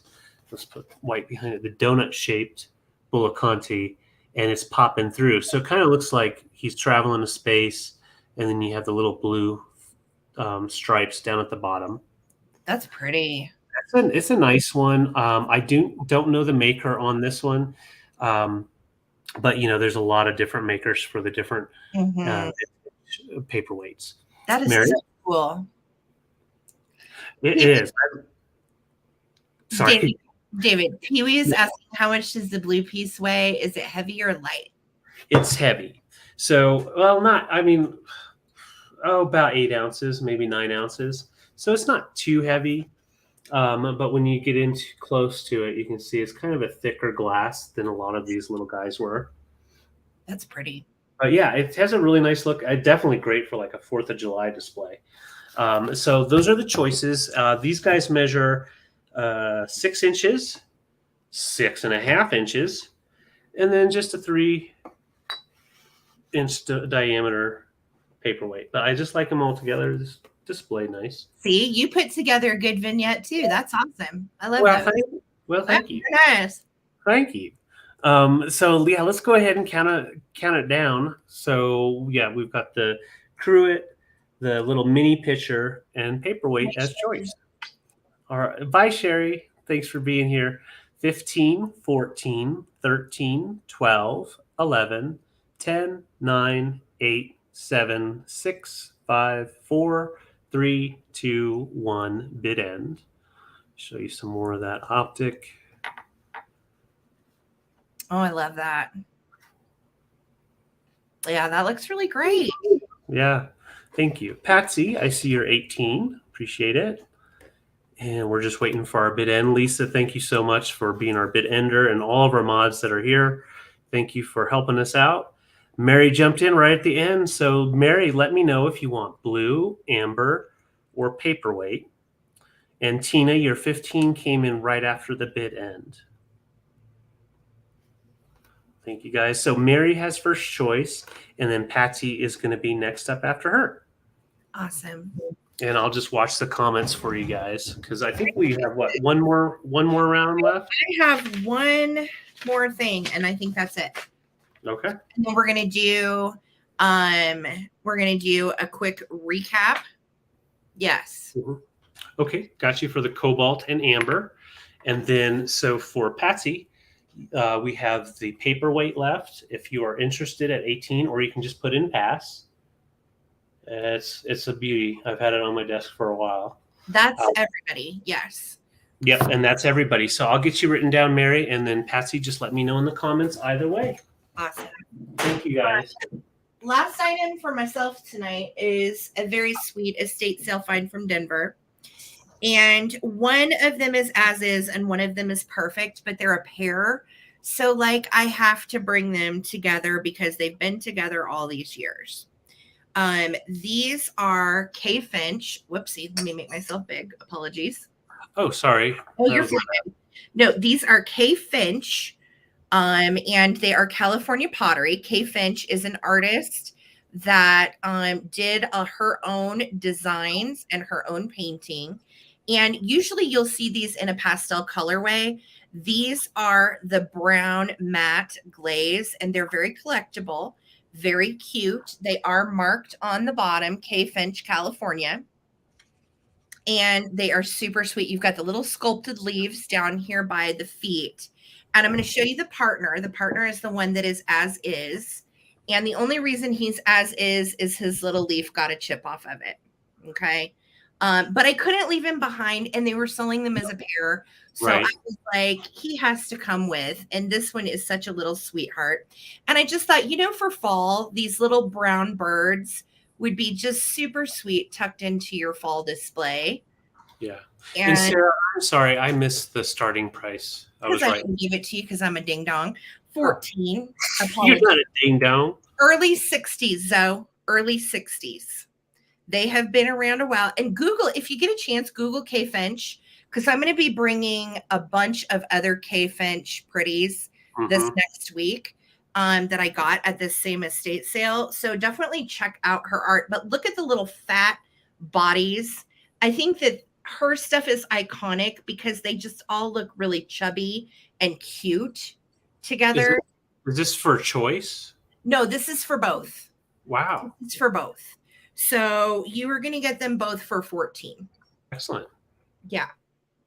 Yeah, and there's something about these. So I didn't know much about K Finch, and Sarah found these while we were at the estate sale, and I went to the whole table and saw them, and we found some more. And as soon as she showed me these, and I felt them and saw the eyes, after that, I was able to actually say, "Oh, that's K Finch," and see it as well, because it's just the way they do the eyes and everything. It's just very unique. Well, and the matte glaze that she uses on the brown pieces are different than the shiny glaze that she did on a lot of her pastel pieces. So they're just really sweet. And again, I was like, somebody could use these for fall. They're just so sweet. And they're going to come as a little pair. So just gorgeous. Again, early 1960s. If you know who K Finch is, she is iconic for her pieces. You'll know them when you see them. And just super sweet. I couldn't pass them up. And they just have little chunkiest bodies. They do. I have a little chunky head. I got a big old head. Big old head. Big old head. All right. So I'm not seeing any interest. If anybody wants in on the little K Finch fall birds, $14, just let me know. All right. And with that, I got 2 bids. Okay. I'm going to count them down real quick, and then we're going to go into our recap, and we'll let you beautiful people get on with your Labor Day weekend. So here we go. 15, 14, 13, 12, 11, 10. And this 9, is for both of them together. 8. This is for both. 7, 6, 5, 4, 3, 2, 1. Looking for a bid end. That's okay, Laza. I'll count your 15, babe. You're fine. No worries. We've all been there. No worries, honey. Aren't they sweet? Tweet, tweet for fall. Irish Girls back at 16. Thank you, Zoe. It sure has. I really enjoyed chatting with you guys too. Thank you for all the kind and positive feedback earlier. We really appreciate it. Okay, the vintage nude oil is probably going to come Thursday night. So definitely stay tuned. We will be doing the vintage nude oil on Thursday. Yes. You didn't miss it, Les. You didn't miss it. Thursday's going to be a big, fun shindig. So you will not want to miss Thursday. And we're starting early at 6 p.m. Eastern on my channel for the Coleman Collective. Daniel will be there, and Susie Mid-Century Maven will be there. We're going to have a whole bunch of fun, and we're all bringing high-end stuff. All right, so Irish Girl for 16, congrats. And Irish Girl, I don't remember if we have worked together or not. We do. Okay, I was going to say, so send me your info if we need it. And with that, we're going to throw it over to David to go into our recap. So I'm going to show you my items. I just have a couple of items, and I'm going to tell you the price. And if you're interested in the item, go ahead and claim it with the name and the dollar amount. If there's more than one person in there, I'll go ahead and do a quick countdown. So first off, I have this beautiful Bohemian Czech decanter with the smoky gray, and then the gold overlay. There is some wear to it. I'm going to get you up close on the most of it. So that's where the wear really is showing right there. However, it's not bad at all. So I had 26 on this, so just claim it. Decanter 26 if interested. It does have just a couple of little flea bites on the inside rim for display. You don't see them. It's just when you look straight down in, but it doesn't affect its usability either. So 26 for that. And then I had for 14, I had this cool little paperweight. We've got the Bulliconti coming up out of the donut Bulliconti, and then you've got the blue swiggles down at the bottom. Atomic has kind of an alien look to it as well, so it's good for the kiddos if you trust them with the glass ball. Yeah.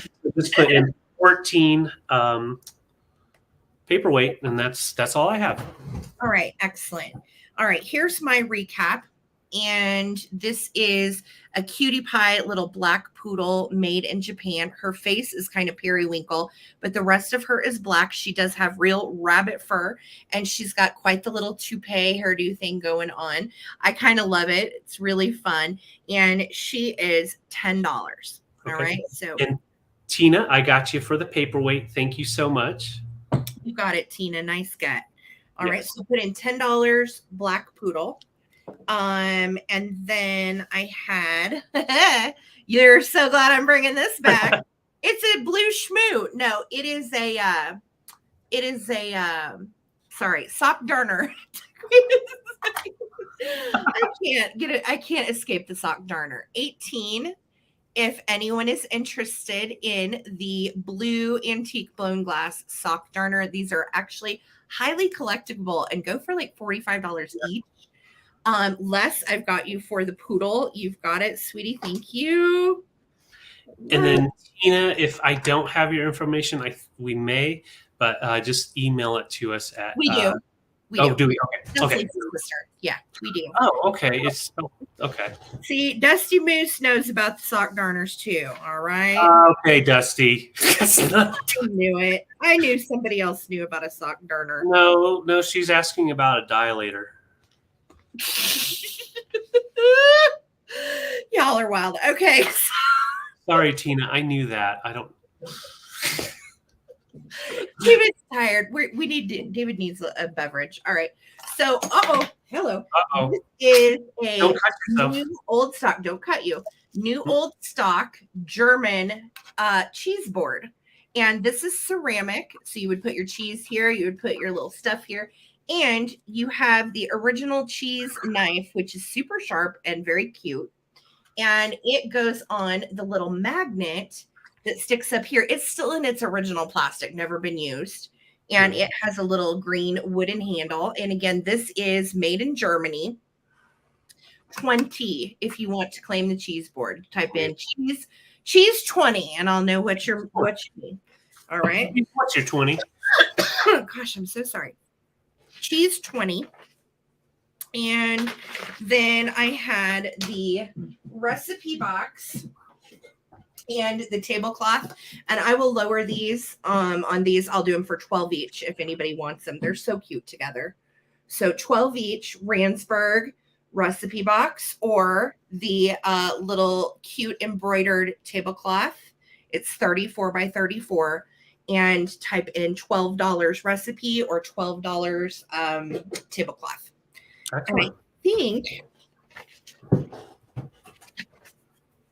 that is everything. Awesome. Well, that's a wrap. So much. What a fun sale. And we love chatting with you in the beginning.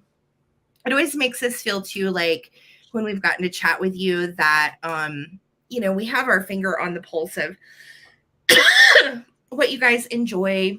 Right. What's fun for you and what you like to see out of our sales. Bye, Pee-wee. Sorry, I'm like choking over here. Okay, I got 3 people for the recipe box. I'm going to count it down from 12. And Trina is the first person. If nobody else bids on it, we're counting it down. 10, 9. Thanks, Pee-wee. 7, 6, 5, 4, 3, 2, 1. Looking for a bid end on the little recipe box. Super cute Ransburg from late 40s, early 50s. Look at the Ransburg canisters that match this too. It's so cute. Trina, I've got you down for the recipe box, honey. For 13. No, Sue came in at, okay, Sue came in after the bid in, so it's going to Trina for 13. Congrats, Trina. Thank you, Trina. Thank you, Sue, for your bids. All right. And if anybody wanted to cloth, you let me know. Yes. Oh, thanks, Gavin. I know. Isn't that such a fun piece? When we found it, we were like, this is interesting. Yeah.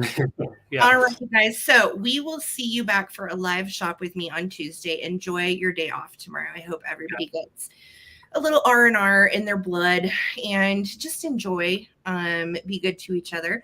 And then we will have on Tuesday our live shop with me that's going to happen at 11 a.m. Eastern. So it's going to be a morning one. Okay. That's 9 a.m. Mountain Time, my time. And we are going thrifting. So buckle up because the thrift stores have their Halloween stuff. So that's going to be really fun on Tuesday. Then Thursday night, it is going to be at 6 p.m. Eastern. Thursday night on my channel this week, we will be doing a live sale with Daniel and Preston and Susie Mid-Century Maven. It is going to be a blast. I can't wait. So definitely tune in for Thursday night because we're probably going to laugh and act stupid a little bit. It's going to be crazy. Yeah. And it's going to be fun. Yeah, it's going to be fun. So thank you guys again for all your purchases. Huge thank you to Lisa Viscomi, my sweet friend that has done the bid ins for us all night long. Thank you, Lisa. You rock. And to the rest of my mod squad, Karen and Holly and Karen and Amy. Love y'all. Thank you guys so much for always helping. And have a great week. Peace, love, and vintage. I'm going to go get my husband a beer. And whoever said that you wanted to marry us both, you are the sweetest, and that is hilarious. Please remind us what your relationship is. I want to marry you both. We are married. We're already married to each other. We're already married. We're already married, sweetheart. But you know what? We're always looking for good friends. You know. Oh, I thought you were going to say something else. It's like, no, we're not. Okay, on that note, we're going to peace out. Love you guys. Peace out. Right. We'll see you next time. Whew, I thought I was getting shipped off. Oh, my God.